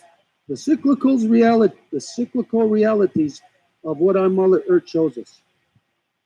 How her body works, there's a spirit that drives it. And you will see that however it manifests physically, that's how the spirit intended it. And so you can see spirit in all things. And if there is spirit in all things, you carry spirit.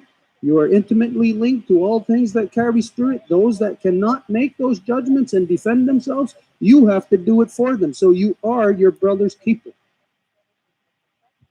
See your brother, whatever, some kind of harm is going to come to them. Well, you're not your brother's keeper. You know what that means? What it tells you actually? It tells you to hoard. You're not your brother's keeper. Your brother's starving. You're not your brother's keeper. You got lots of food. You don't feed your brother.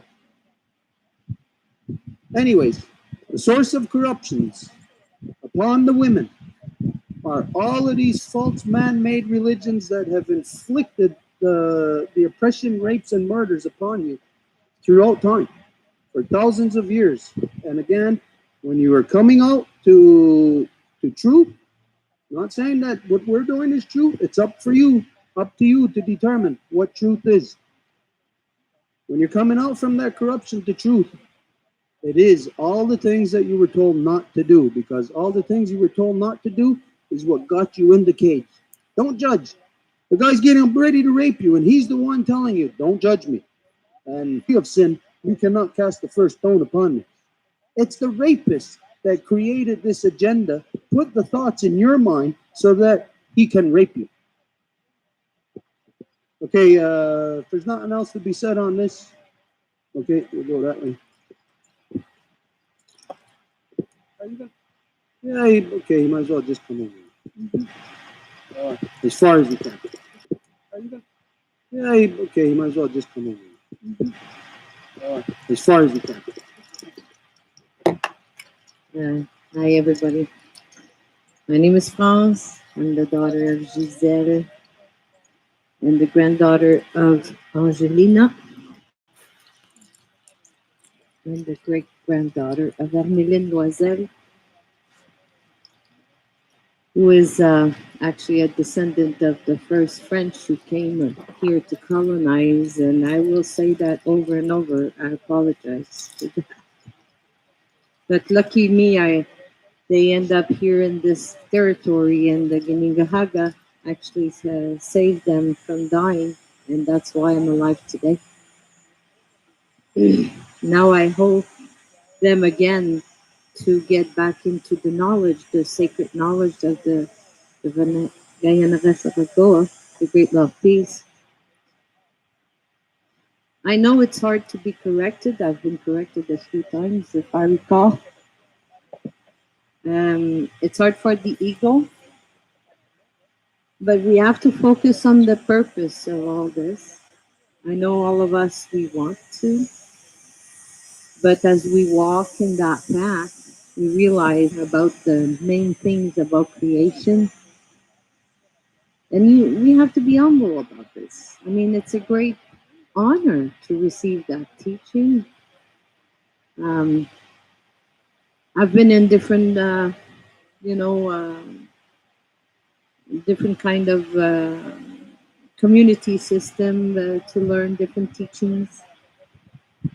One of them was the Hare Krishna, and in that group, like if the guru was scolding you, like you were blessed, you know.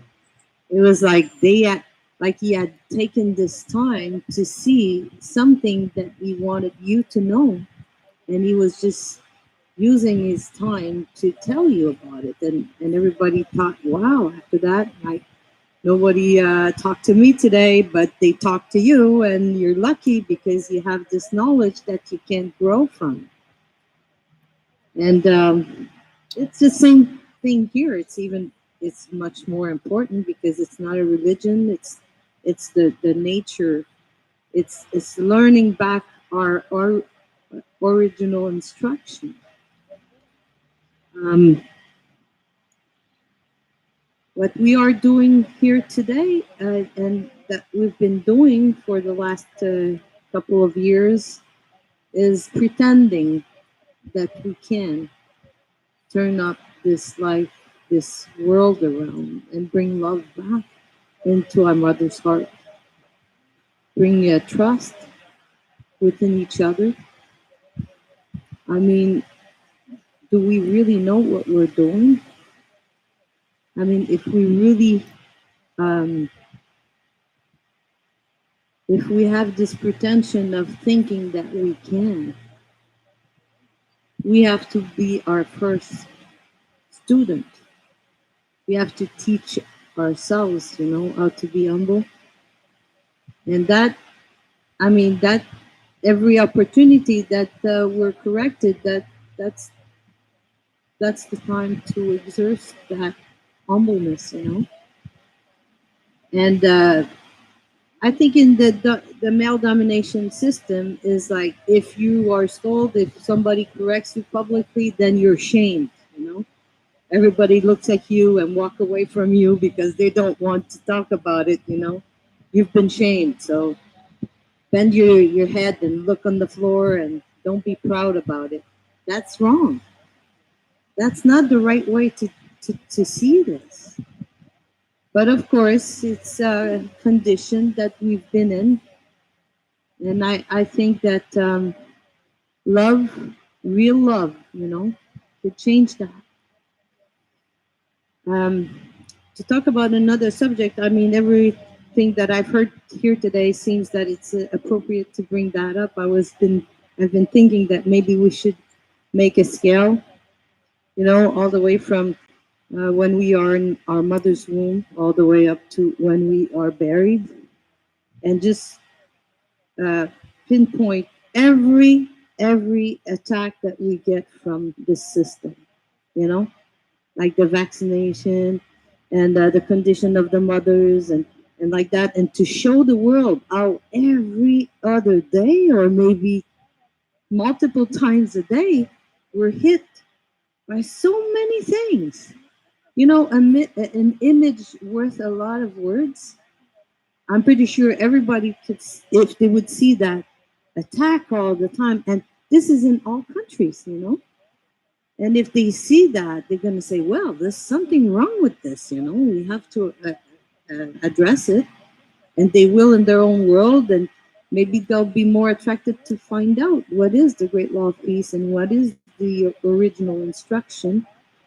And for that, I know we need to be strong and we need to put things aside, even though we would like to bring up subjects that are not in order, or even though we would like to talk about different things that hurt our heart. We have to remain in order for each and every one of these things to be addressed. And it will happen on time, but maybe not in our time, but it will happen on time. I'm pretty sure about that. So this is what I have to say.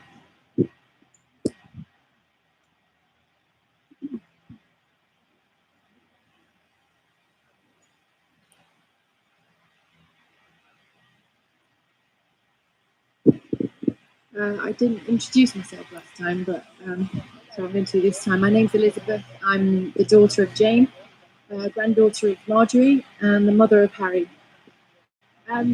This wampum is probably, well, maybe favourite's the wrong word, but it's the one that resonates the most with me, the ones that I've heard, and I feel very strongly that it's the one that we all maybe need to go back and read quite significantly today, because I think this one in particular has got a lot of message for us as women, because it's about the mind and it's about our way of dealing with things, like you were saying, with judgment and everything, and how it's about having self-control. Because when we're criticized or something's brought up with us, our natural reaction is to react based on our emotions. But what this is talking about is about training the mind. And that's something we don't do very often. We just react on our emotions. Training the mind to think, to stop, to understand the situation more before reading into it is something I think us as women, especially more than men, do quite often. We react to hurt and pain. It's not a criticism, that's just something that we do. So I think that for us to be able to train our mind to be able to stop and think before we react is almost what is talking about. And I think it becomes a habit. So the more you do it, the more you become accustomed to living like that. And I think that's what we'll probably get into a routine of. So it just feels really important to me, this one thing. So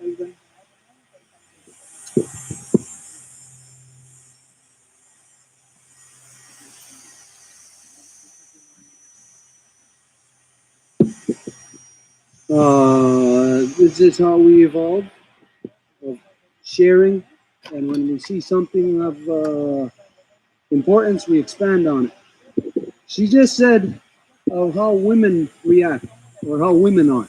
That you're, I forget how she just said it, but very emotional, that you are hurt very easily. And she says, not as a criticism. I will say, yes, a criticism. But we have to identify what is actually being criticized here. For the women to react like that way, emotionally, and like a knee jerk reaction type of thing, there is somebody being criticized. But it's not the women that are being criticized. If the women are responding this way, it is a conditioning. So we got to look at what is truly to be criticized here.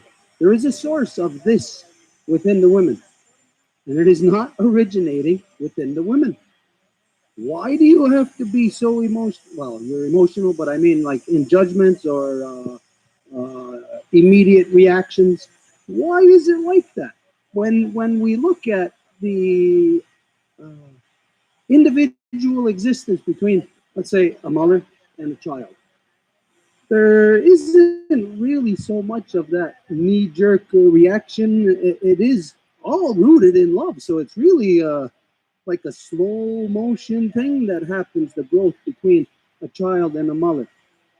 These reactions, these emotional reactions, knee jerk reactions, react immediately, all of this, there is a criticism there to identify that the source of this is the imbalanced male dominant mind, which puts this oppression upon the women that causes you, especially over generations, to have that become your reality, where it is that. When we look at if this is the oppression or the result of generations of oppression, we can see then that maybe there has been,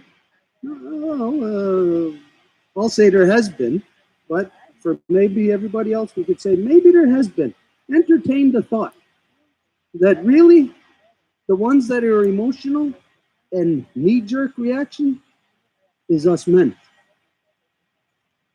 It's not so much you, because the reality of what you are to be able to bring life into this world and nurture and all of that, that's not so much of emotion.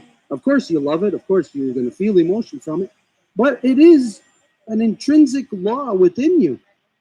So it's not really based on like you making emotional decisions or whatever, or fast reactions, because this is a long process of evolution, billions of years within the women, and the only thing that has altered it is the imbalanced mind of the false man-made male-dominant war mentality. This is the thing that is to be criticized here as to why, say, why women were this way. I would bet you anything. Well, there's only one way to find this out. Let's remove male dominance and let's see. Maybe we're going to find what we perceive to be the gender roles right now, how they are. Maybe we're going to supposed to be where the men are emotion, where the men are are rooted in that. Because then this would have the men not conduct what Elizabeth said, not to criticize, because then this would have the men not conducting themselves in this oppressive mode or whatever, that the way that men have been out of balance. So what Elizabeth said, not to criticize, I'll say yes to criticize it, because the source of that is the male. The source of all of your uh, emotions that are, say, corrupted within you or whatever, your bad emotions, all of that, the source of that is the male. Because right now, every woman on the planet, whether or not you are cognizant of it, you are all experiencing emotions of what our Mother Earth is feeling. Who's the cause of that? The male. So we can criticize, which we have to do. We have to criticize to point out where whatever your bad emotions. Right now, every woman on the planet, whether or not you are cognizant of it, you are all experiencing emotions of what our Mother Earth is feeling, which we have to do. We have to criticize, to point out where the corruption is. And so when the male says, "Oh, you're too emotional, or you're too this, or you're too that," it's because of that emotion. He's got to return that emotion back to him. And how we return that emotion is by us, the fiber of our being, males, coming into order with law. Everything that we're going over in this tiny little book, which you can read in like 2 hours, you can read this whole book. But it is the laws of creation, everything that is in there, it is not for women. It's not for you. It's not you that's got to come in order with law. It's male. All law is there to keep male in order. And that's what you got to know and understand. And that way, you bring your law back into reality so that the males will not be, they don't like the way that you act emotionally and all of that stuff or whatever because they caused it to happen. So,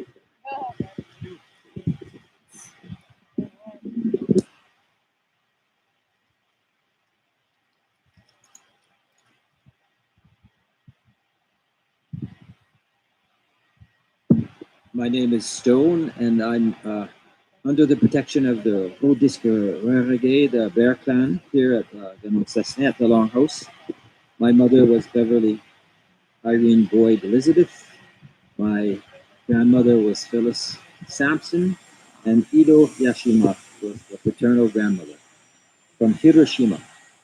Um, I'll just say this quickly, that I agree with what Stuart said, that I believe the men's emotions are very often uh, totally apparent. And perhaps your own memories have been so overloaded by the men's emotional reactions to your interactions with us that you don't even register them anymore. So you'll see that through Stuart and my behavior, I'm pretty sure, almost all the time. But I also agree with Elizabeth, because a human being, when you separate I know we cannot separate women from the men, but you can still identify with human being. And human being can be either female or male. The human being, for its own survival, and we know very well that it's aimed at knocking the legs from under us. So that's something that I thought, this is what I believe could happen after hours in our exchanges past the wampum. So this doesn't go on too long formally here, but we can definitely listen to one another more often, and I think with more uh, deepness, more sincerity, more energy, because we all show these limitations of the emotions. Okay.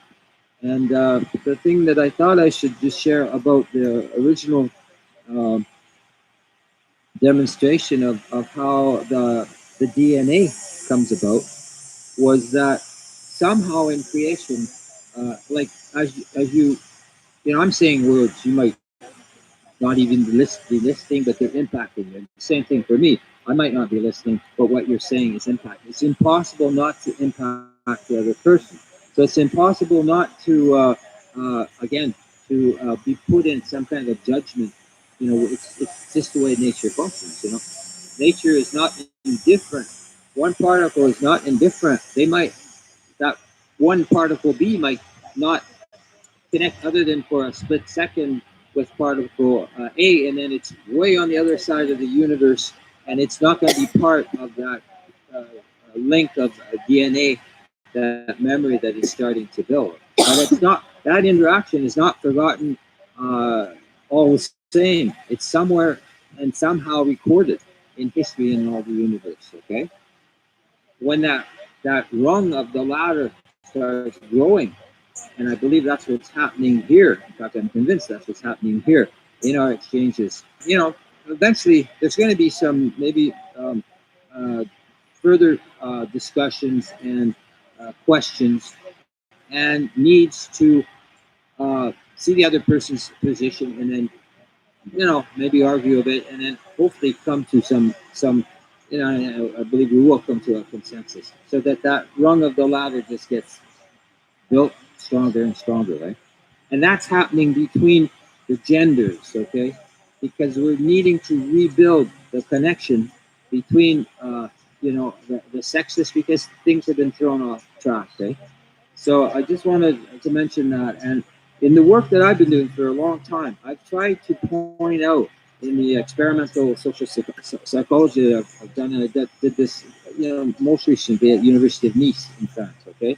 That, and everybody knows this, women's memory capacity for certain things is definitely and functions differently. Okay, or the cat of certain things, if not the majority of things, vis-a-vis what men are able to remember, is definitely superior. Understanding. I want to point out to you that the commission that looked into the murdered and missing Indigenous women is something that I had a little bit of contact, because she just could see that the systemic violence that was done to women was not being addressed. The way that the commission was set up, and we addressed this commission in Montreal a few years ago.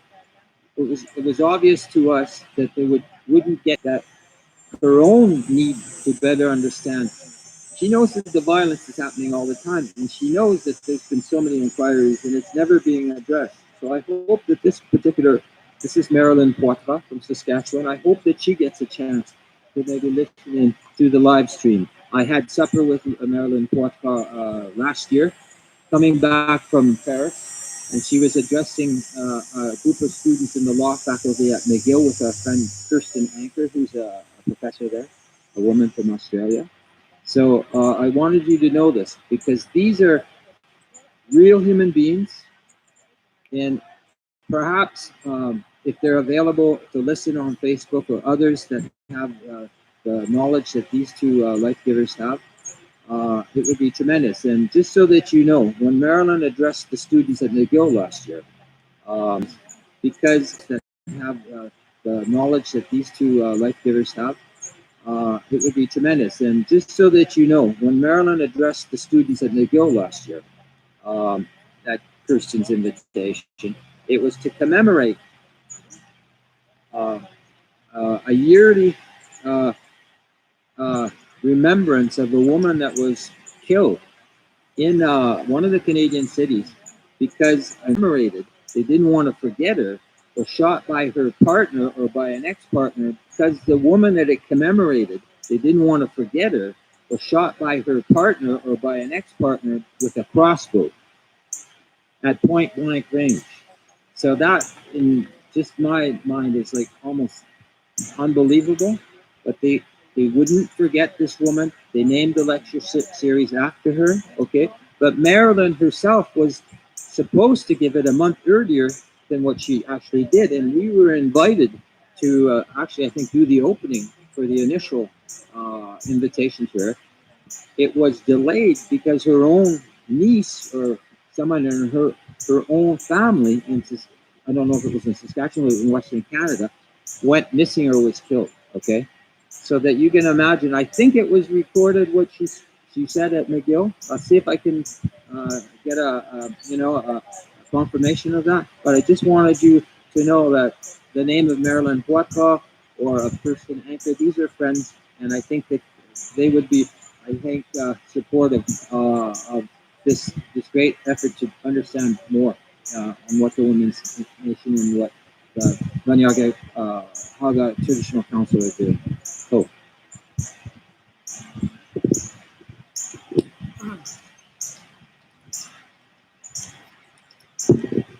Okay, got to expand a little bit on something that he just said at the very beginning, where he talked about the memory in DNA and how one particle will be there this second, and the next second a particle will be on the other side of the universe. So how does the memory of DNA work, or how does the memory stay there? Because the particles aren't there constantly. They're just there for a second, and then they're gone somewhere else, and then another particle. And so how does the memory remain? Just like how does the memory in monarch butterfly come 2 generations later to know how to go back home.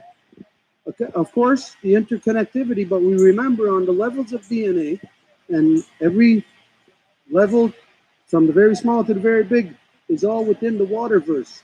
Water is what makes up absolutely everything. Water makes up DNA.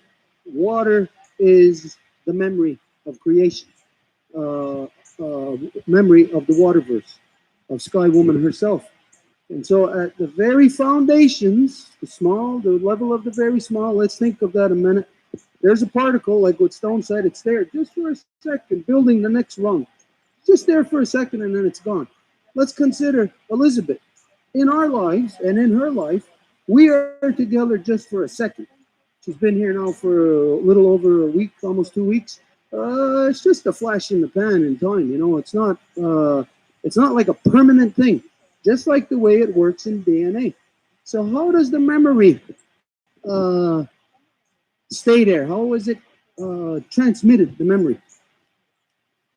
The memory is transmitted through the women. Made. It's made out of memory, and we're made out of the amniotic fluid in our mother's belly.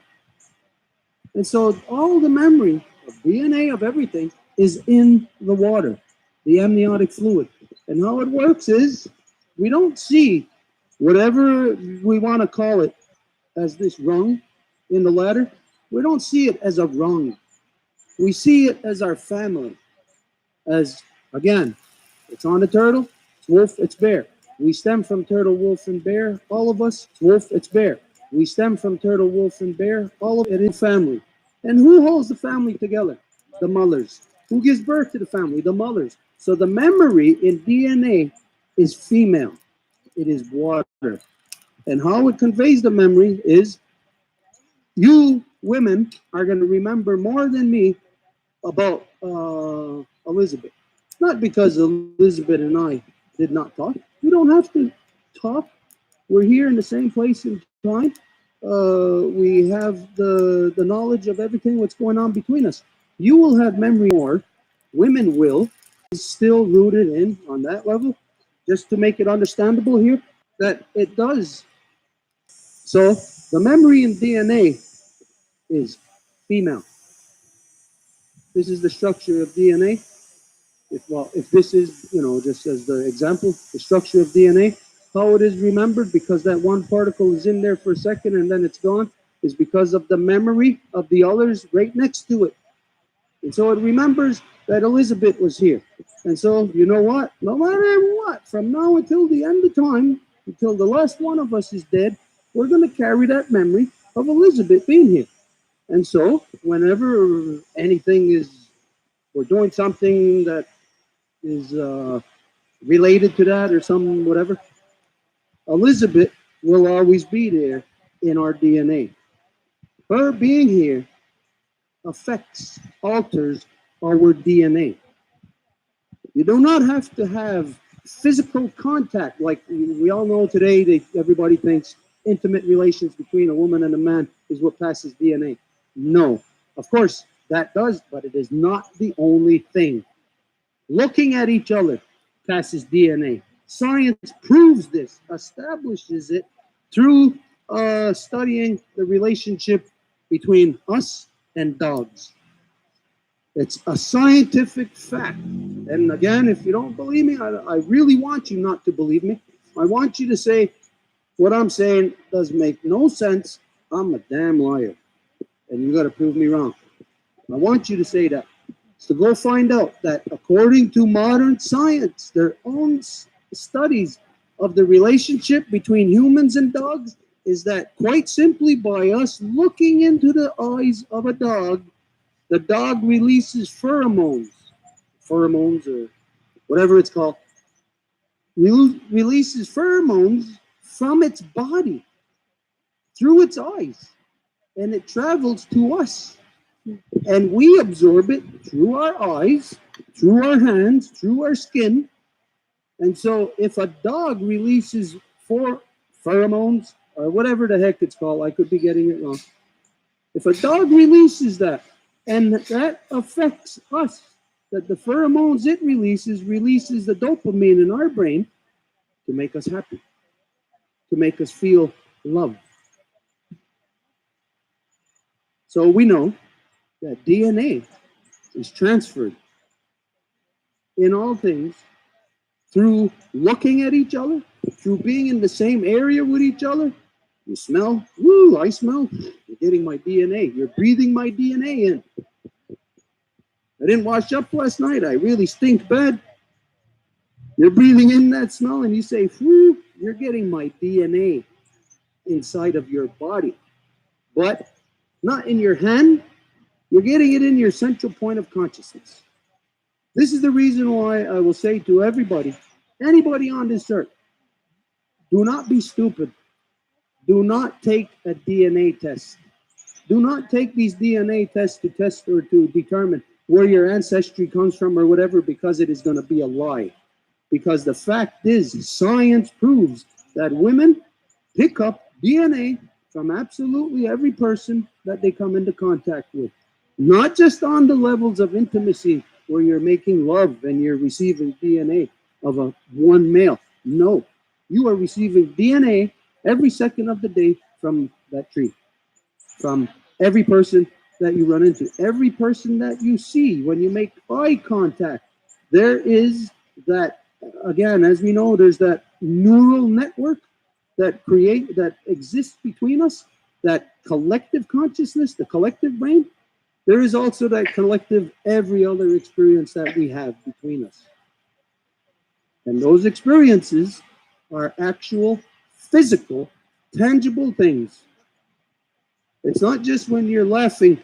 Maybe Elizabeth comes all the way from her home to come here and tell us a joke, makes us laugh.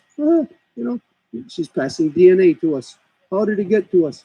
It traveled through the waterverse. As we know, that we were immediately affected, felt a gravitational wave here on Earth by something that happened by a binary star system where two neutron stars collapse into each other. We feel the gravitational wave from something billions of light years away.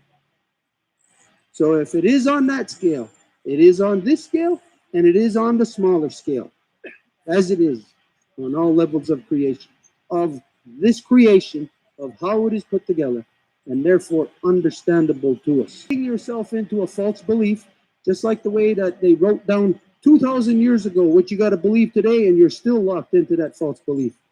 So do not lock yourself into that false belief. Just know that you have DNA that is intrinsic to our Mother Earth. And that DNA travels all around our Mother Earth, as proven scientifically, as what Stone brought up into this conversation, to know that that particle is only there in the structure of DNA just for a second. Not even a second. Not even long enough for you to detect it. But the memory is there, and it comes into our collective consciousness. Really, the way that the collective brain, the neural network works, is beautiful. It is so delicate, so beautiful, so strong, so everything, that we gotta think of how and why it is prevented from us knowing these things. There is a very important, very strong, very predominant reason why you must remember this law. And again, I'm not saying be taught it, I'm saying remember it. Okay, so if there's nothing else on this, we're going to continue.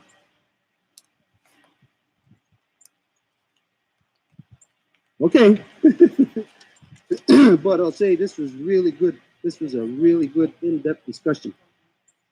We can go on and on and on. Okay, anyways, where were we? Hey, it's gonna go, we're going. Wampum 23. Okay. It shall be the duty of all the 5 nations' chiefs, from time to time, as occasion demands, to act as mentors and spiritual guides of their people, and remind them of the Creator's will and words. They shall say, hearken, that peace may continue unto future days. Always listen to the words of the Guyana Rasadagoa, for the Guyana Rasadagoa speaks the will of the Creator. United people, let not evil find lodging in your minds, for the great Creator has spoken, and the cause for peace shall not become old. The cause of peace shall not die, if you remember the great Creator. Every duly appointed chief shall speak words such as these to promote peace. Now, again, like every word, like we said, words can come into our heads and we believe we understand, but this is, of course, very deep. This wampum right here, we can say that right now, Waiagirda walking here reminded me of what took place last night. We seen this wampum take place last night. Everybody is to speak these words. What did he speak last night when things were getting in a huff? He spoke those words.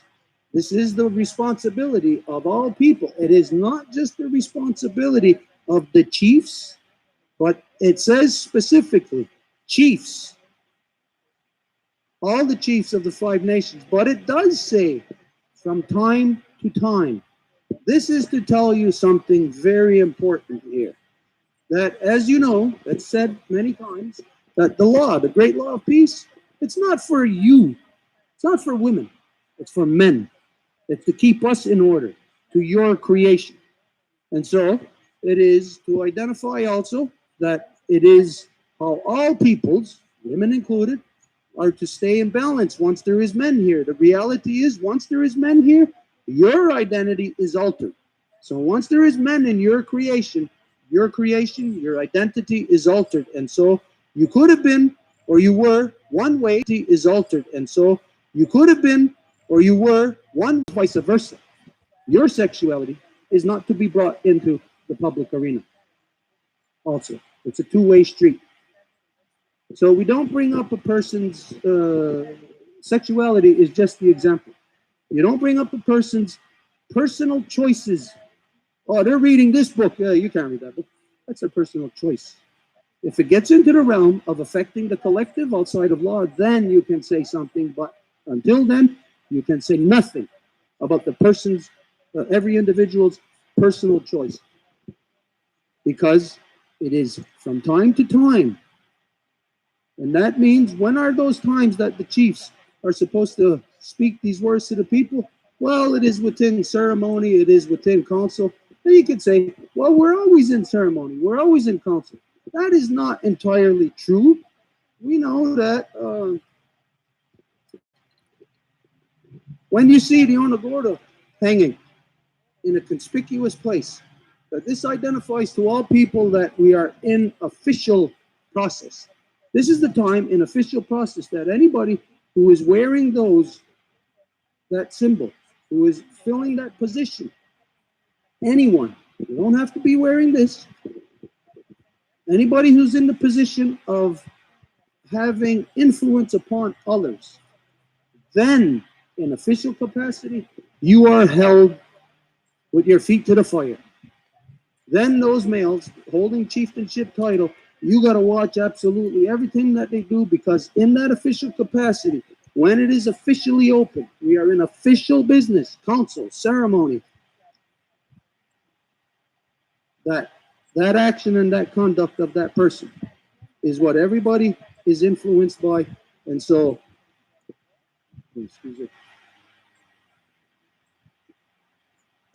at that time, law can be applied fully and completely to that person. Even if the person is holding chieftainship title, when that is not there, if there is something you don't like about them, if it's not outside of law, mind your own business. That's what you want. Everybody wants to be free to experience this life the way that they want. As long as you're within law, mind your own business about somebody else's personal choices. It is not your business. It is not for anyone to say anything about anybody's personal choices, unless you are a mother or a father and you are speaking directly to your children about your children. And then if that is ever happening, You make sure that you do not stick your nose into their business when that is happening. Proper conduct in all things is what the law speaks of. It may not say it right there, but you know that what it identifies is a general overall view. And if behavior, human behavior, and interaction with each other and how we violate each other falls in that category, then you know that it is identified in that one. Okay, if there's nothing further on this, we're going to continue. Okay.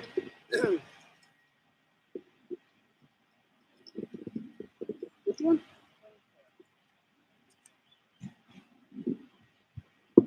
Okay. All chiefs of the Five Nations Confederacy must be honest in all things. They must not idle nor gossip, but be men possessing those honorable qualities that make true heroic honor. It shall be a serious wrong for anyone to lead a chief into trivial affairs, for the people must ever hold their chiefs high in estimation out of respect to their honorable positions. It's not the person that is honorable, it is the position. And so when somebody is in that position, you cannot do like what is done in the non-native world. When you look in the non-native world, in their so-called political systems, they're a bunch of liars, they're a bunch of animals. They show your children the worst conduct that humans could possibly conduct themselves in. And so you can see there that those people do not honor their position of leadership, and therefore the people themselves cannot honor the position of leadership. So we must understand, of course, that it's the corrupted individuals that alter those positions. Again, we'll use the example of the so-called United States. The position of so-called president, if the people were following Constitution, that position of president would be good. But you look at when you put a corrupted individual in that position, and then you see that nobody respects that position. Nobody respects the person, they're not going to respect that position. If you put a disrespectful person, if you put a corrupt person in a position that is respectable, again, it is the equivalent of two opposites together. This is exactly happening. What is happening with the women must be in control. You know already it has been be in that position to you through scientific fact of the non-natives' own history for thousands of years now. Because any man is going to be representing your legacy, representing you. Women got a lot of responsibility, and you may think it's imbalanced, like it's unfair. Just imagine if you didn't have all this responsibility in the world, it would be on us. You trust men to carry that responsibility? You've already been shown what he does. He cannot be trusted. So you know what? Women, stop this mentality of that things are unfair, that things are in favor of the male. You carry all this responsibility in the world because men cannot be trusted with that responsibility. It is the order of creation. Okay, if there's nothing on this, then we're going to continue.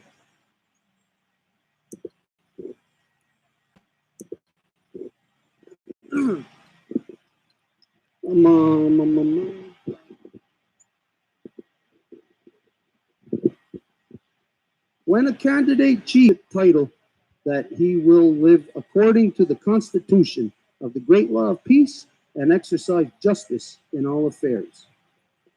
So right there, okay, you've heard, there's no thought on that, but there's much to think about. What is he supposed to furnish? 4 string of wampum. Why 4 strings of wampum? Because of the 4 sacred ceremonies. Again, the 4 sacred ceremonies in creation is just like me to be able to snap my fingers. I have to first have the thought in my mind. That thought has to travel through my body, meaning the thought has to come into creation. There's a birthing process to it. And then when it's here, boom, there it is, the real thing. Once it is here, it is subjected to the powers that be. Takes us right back to the creation story when Toruniwagu and Suiskrita, the twins, work together in balance to create Gayandawana, which is the balance. It is the creation process. Once they created something, Toruniwagu went, hey, the other one went, Shaw, yay, the other one went, yay, and then Shaw. When they created that together, one power put its power into it, the other one put its power into it, the equal opposites. After that, it was placed upon the turtle's back, and if the turtle accepted it, if it was able to live, then it would be. And so, all things that are created out of that DNA structure are subjected to the balance, to the Gayandawana, the four sacred ceremony. All these things to get us here must be in balance. So, all those three things are not the sacred ceremonies unto itself. The one that does not even seem a part of that creation, which is then to live in balance, is the fourth sacred ceremony. So when the chieftainship title furnishes that, it is all of this, the great law in its entirety, that is in that person's mind. And to imagine all of that in one person's mind, you are looking at, you would be seeing your son, the way that you raised him, in accordance to be in balance with creation. Imagine all the knowledge of the universe being in one person's mind, of the waterverse. Now imagine that being in the next person's mind, and the next person, and the next person. We are of the waterverse. We are of Sky Woman. We are of the Creator. And therefore, we are. And therefore, we have the ability to access all knowledge of all creation. Not just one of us, all of us. And when we put all of our knowledge together, when we get our collective brain up and running and functioning, what will we not know? There will be nothing that we will not know. And those people will know how to live in balance within this creation. And they will be conducive to the creation. And the creation will look like exactly what Turtle Island looks like. Exactly what it looked like when the non-native first stepped foot here. A balanced evolution. The most evolved evolution on the planet. The safest, the most beautiful. Again, when you look throughout the northeastern woodlands of Turtle Island, it is the richest, lush, plushest, most safest place on earth, the most user-friendly place on earth. This is the reason why everybody on earth wants to come here. Because this is the only place where peace was emitted out of our Mother Earth, the only place where people listened to our Mother's voice, the only place where those people were able to come together to get a collective mind and a collective voice to have our Mother Earth represented. The people represent our Mother Earth. And so, Turtle Island, northeastern woodlands, safest place. When the non-native got here, the whole entire northeastern seaboard, the whole eastern seaboard was covered with trees 150 to 200 feet tall. And it was pines, the great white pine that was everywhere because it was the symbol of peace. Why would it be the symbol of peace? You look at other pines, you touch these pines here, they're soft. Walk into it, you're not going to get poked and you're not going to get ouch. Walk into another pine, oh, you're going to get an ouch. Even the cedar, you're going to get an ouch. This is the only tree that it's going to provide you with all kind of things where you're not going to get any ouches on you, and it's going to provide you with the world's biggest, most beautiful shag carpet ever. And everything is carpeted. Everything was carpeted like this. The entire eastern seaboard was like going into so-called Central Park in New York City, where everything was like a park, because all the people were of this mind, and all the people worked the earth, knew that we are here to beautify, that we are here to make it more beautiful than when we came into it. That's what's in the mind of that male that would furnish those four wampums. That wampum string that is four strings. One, what did it say? How many spans? What is the span in length? Who knows what the span is? This is the span of the hand in length. And the person who makes that wampum must have it to the span of their hand so that when you, at any time in the future, see that that person is not living up to their pledge, you, the littlest, youngest one of us, or the eldest, or anybody in between, has access to that wampum, and you are to hold it to their hand to see, is this your wampum? And this is a confrontation, not to them, it is a confrontation to their core being. It's a confrontation to their mother. You're breaking your own mother's word. It's held to their hand. Because again, don't forget, after the establishment of the great law of peace, how did we give our greetings? Skanagoaga. We would always show our left hand. Why do you show an open hand? Because you show that there is nothing in it. And you're showing your mother's heartbeat. You're showing peace. This is the reason why it is a span of the hand in length. Okay, if there's nothing on that, we'll continue. Okay, where are we with the date? I'm asking you. It's one. We continue. See anybody saying anything? Okay, where were we? Number 26. 26. When the chieftainship title is to be conferred, the candidate chief shall furnish the cooked deer, the cornbread, and the corn soup, together with other necessary things, and the labor for the conferring of title ceremony. Okay.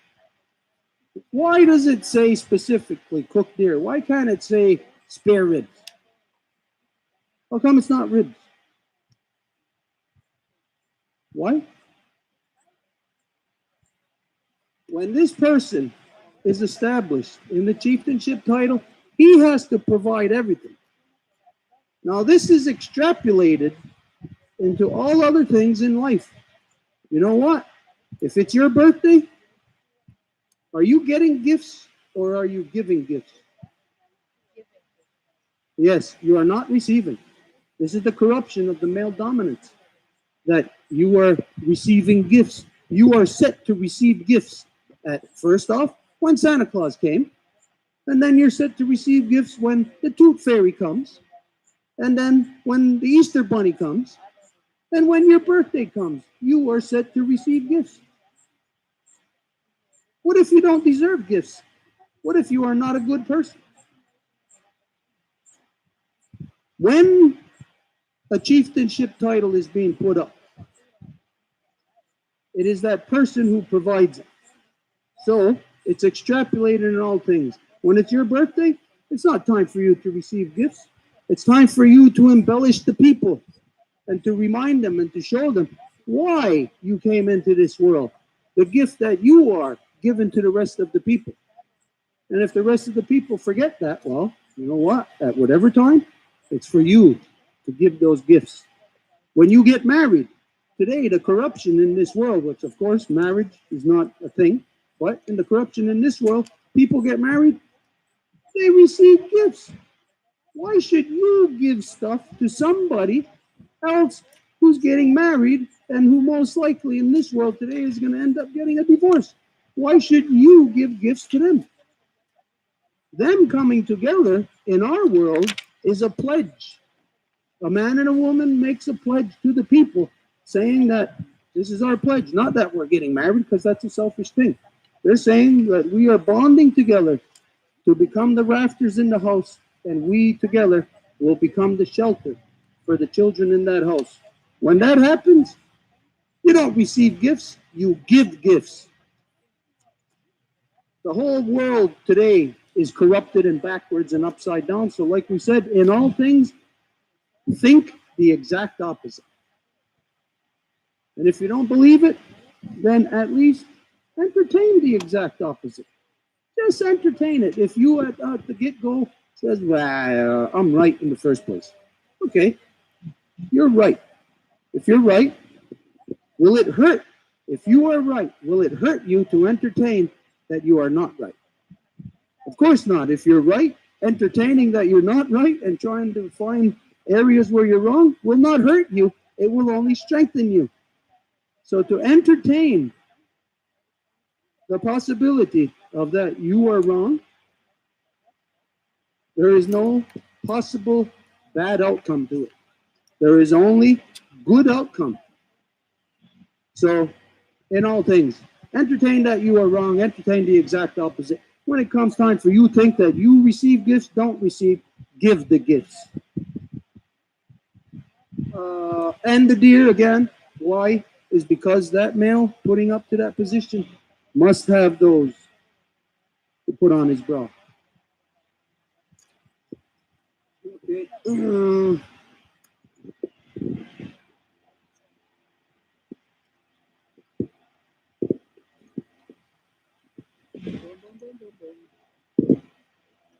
The chiefs of the Confederacy may confer the chieftainship title upon a candidate whenever the great law is recited. So right now, we can install a chieftainship title. If there is a candidate as selected by the clan Mullers, women chiefs, for the great law speaks all the laws. If a chief of the Confederacy should become seriously ill and brought near death, the women who are heirs of his title shall go to his side and lift his gastoa of deer antlers, the emblem of his chieftainship, and place them at one side. The following words shall be used to temporarily remove the antlers. Now listen, our honored son, our relative chief. The time has come when we must approach you in your illness. We remove for a time the deer's antlers from your brow. We remove the emblem of your chieftainship title. The great Creator has decreed that no chief's life should end with his antlers on his brow. We therefore lay them aside in the room. If the Creator spares you and you recover from your illness, you shall rise from your bed once again for the United. Now that is not a law unto itself, like a part of creation. This is a law that came about through the actual application of Guyana Recital at the formation of the league. Can anybody identify when, where this was in the formation of the league? Where?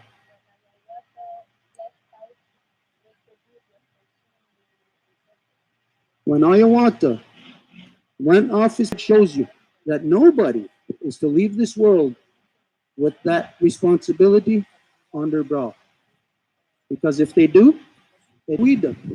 Come upon Ayawata. When Ayawata was lost, when his sky was split, because of the tragedy, the tragicness that has stricken him.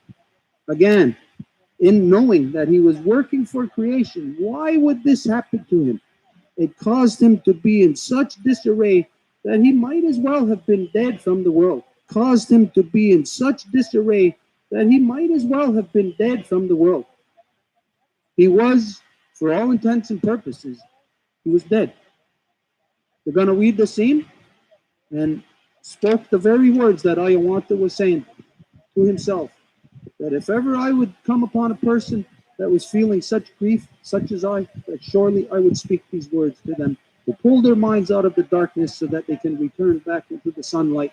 And when they're going to read the done this to Ayawata, spoke his own words to him, this is when Ayawata rose, stood as a man once again, And the Ganawida said to him, well, let's get on with our business. Shows you that if a man holding this title is on his deathbed and he rises, he is to get on with his business, because a person such as that becomes more, what's the term here? They become reinvigorated. They become more potent in their actions and what they know they got to do, because to that person, they have reached the precipice and they have returned from it. And only a person who goes to that precipice and looks into that other side can really know how they got to be more convicted to play on the rest of that goal. Okay, if there's nothing on this, then we're going to continue.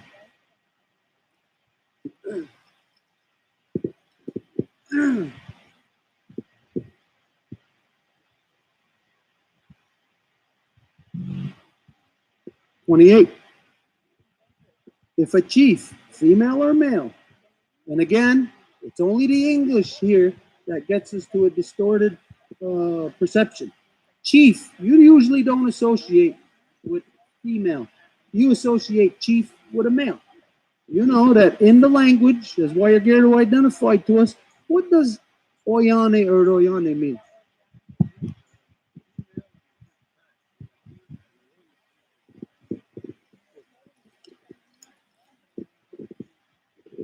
For the title of Oyana means it's a female who's on a good path, and Royana is a male on a good path. And the word chief comes in again. That came from over the so that it's only since this time, and in our own language we wouldn't think about it. There's the word that we use that almost comes to a parallel to that is the words that almost comes to. It's only in the English. And so here, like he said, there's a lot of words that we find very hard to break out of. A lot of terminologies or a lot of references that are very hard to break out of.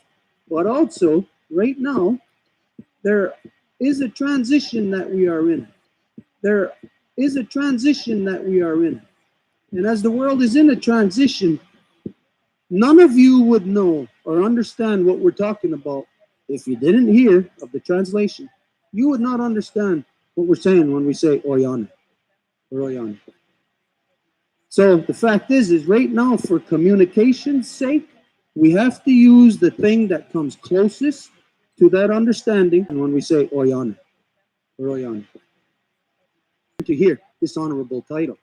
It doesn't do it justice, but we can get the sentiment across to where you understand by expanding on what this word actually means, what we are actually referencing.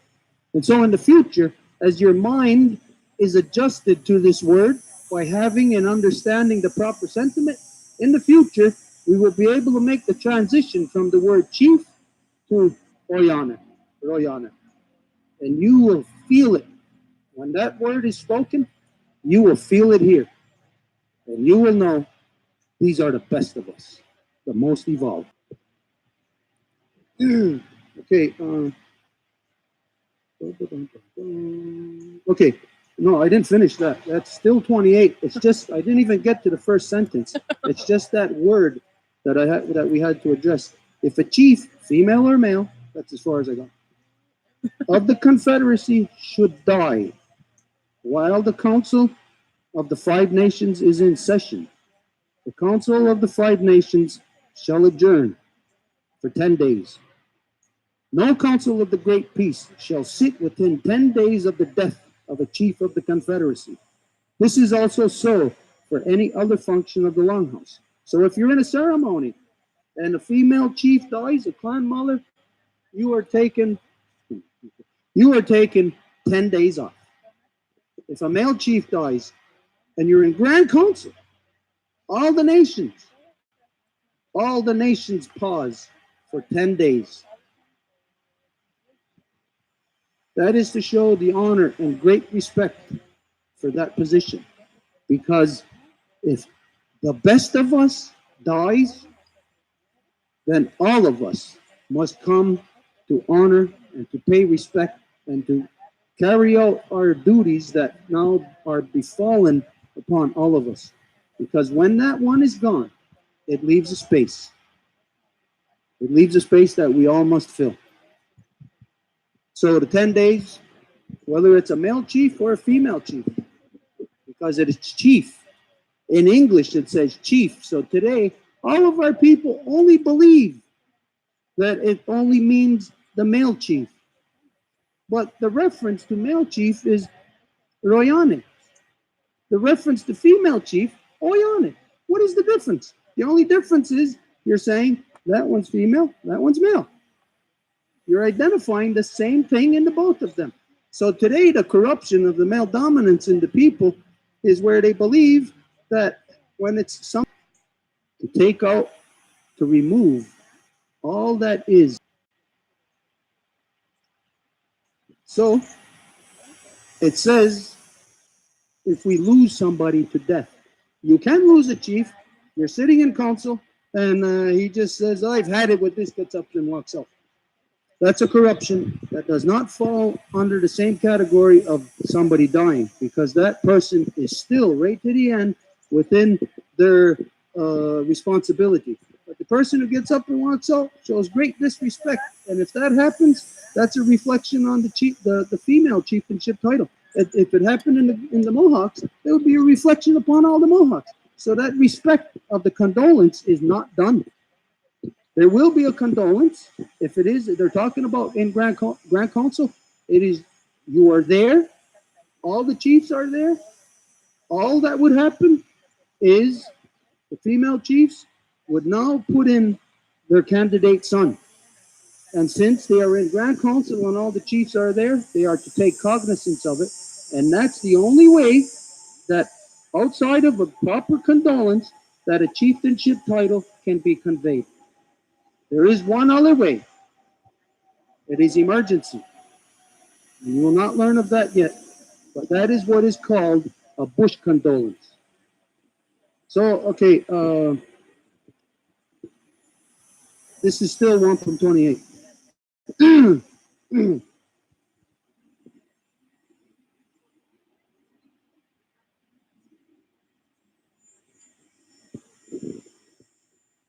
When the woman title holders shall have chosen one of their sons, the united chiefs will assemble in two places. The younger brothers in one place, and the three older brothers in another. The chiefs who are to console the mourning chiefs shall choose one of their number to sing the pacification called what is known today as the high high. The singer shall lead the way, and the chiefs and the people shall follow. When they reach the sorrowing right of conferring the chieftainship title, and the brightness of our eldest brother, the sun, shall shine once again on the united people. Very easy words again, but there's a lot in there. You're assembled in two places. Now, if you lose a chief, again, just for argument's sake, example's sake, let's say we lost a chief within the Mohawks, the Ganyagahaga. Okay, we're assembled in one place with the three older brothers. They're with us, the older brothers, the Onondagas and the Senecas. We're all standing together. The Cayugas and Senecas are in another place. Now, the Onondagas and Senecas did not lose a chief, just the Mohawks. So we're all in this one place, and this is where the woman title holders within the Mohawks, if it's say within the Wolf Clan, let's say it has nothing to do with the others. They got no clue of who is going to be appointed. So it's only here the women are making this decision. Now the Senecas and the Onondagas are right on the side of us. They're watching this happen. The chief is lost. It's only within us where the process takes place of selection. Side of us, they're watching this. They are not participating. They're observing, because no one from another clan or another territory or another house or another nation. They raise their son, they got the candidate, and when it is identified that they are ready, then the other nations come in and they are singing. Imagine that. Singing a song. It's a condolence song. Now imagine, let's say, somebody dies in any country on earth as in a leadership capacity. You know that all leaders from around the world, they'll go there, they'll go to a state funeral, they have to, but I'm singing to the people to console them. And the hi will console you. But anyways, they come over, and let's say if I'm the Oneida and the Cayuga, I see them standing there. But anyways, they come over, and let's say if I'm the Oneida and the Cayuga, I see them standing there. I don't know who is who. I don't know who you're gonna rise to chieftainship title. We ask, who is your chosen son that you rise to this honorable title? And then he walks out of the people.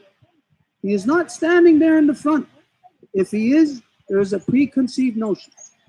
And those who are coming will have that preconceived notion. They might think, oh no, this guy, Guayagero, we all know how he is, And they're going to come there and they're going to sing, okay, the way they're going to do it, it's not going to be the way that they're supposed to. It will be influenced.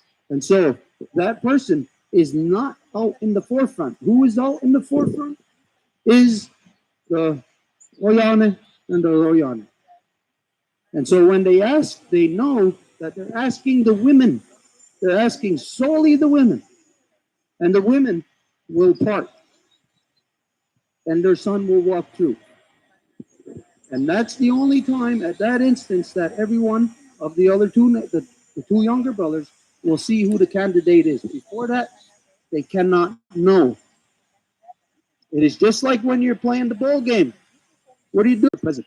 And so if the mothers cannot stand somebody right then and there, all will be led from the place of gallery, which means the Grand Council comes to an end right there.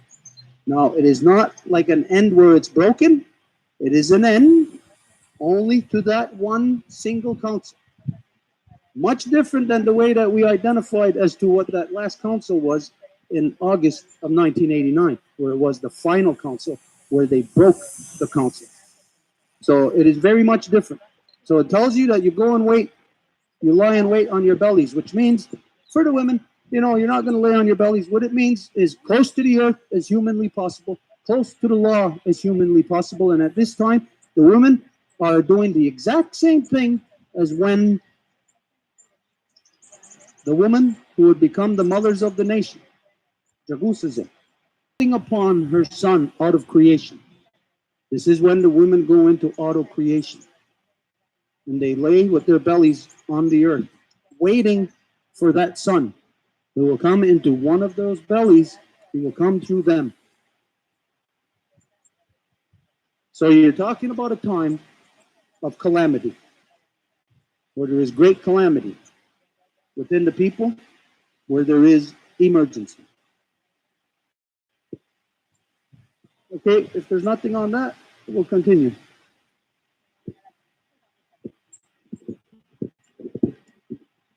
Okay, this is still 28. Every chief, as should every person, constantly strive to be like the Ganawida, to adhere to and uphold the great peace, and to ever expand the peacemaker's good work into the hearts and minds of the people. So it tells you that once a person becomes chief, it's that statement, laurels. So once a personship title, it is obviously because the women see that this person, again, is the best of the men. Not that he is so great, but that he is the most evolved, and which is a reflection of the women. So the women don't want to put somebody in there who's going to be less.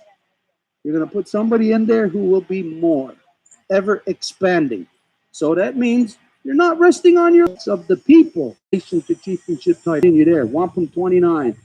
Whatever time it is, we come back an hour and a half from now, minimum, maximum. I mean, we may be done earlier, and we will come back. What time is it? 1:30.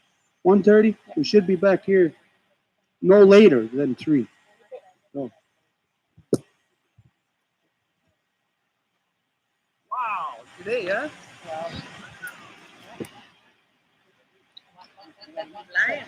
Si tu peux, j'avais trouvé avec ça.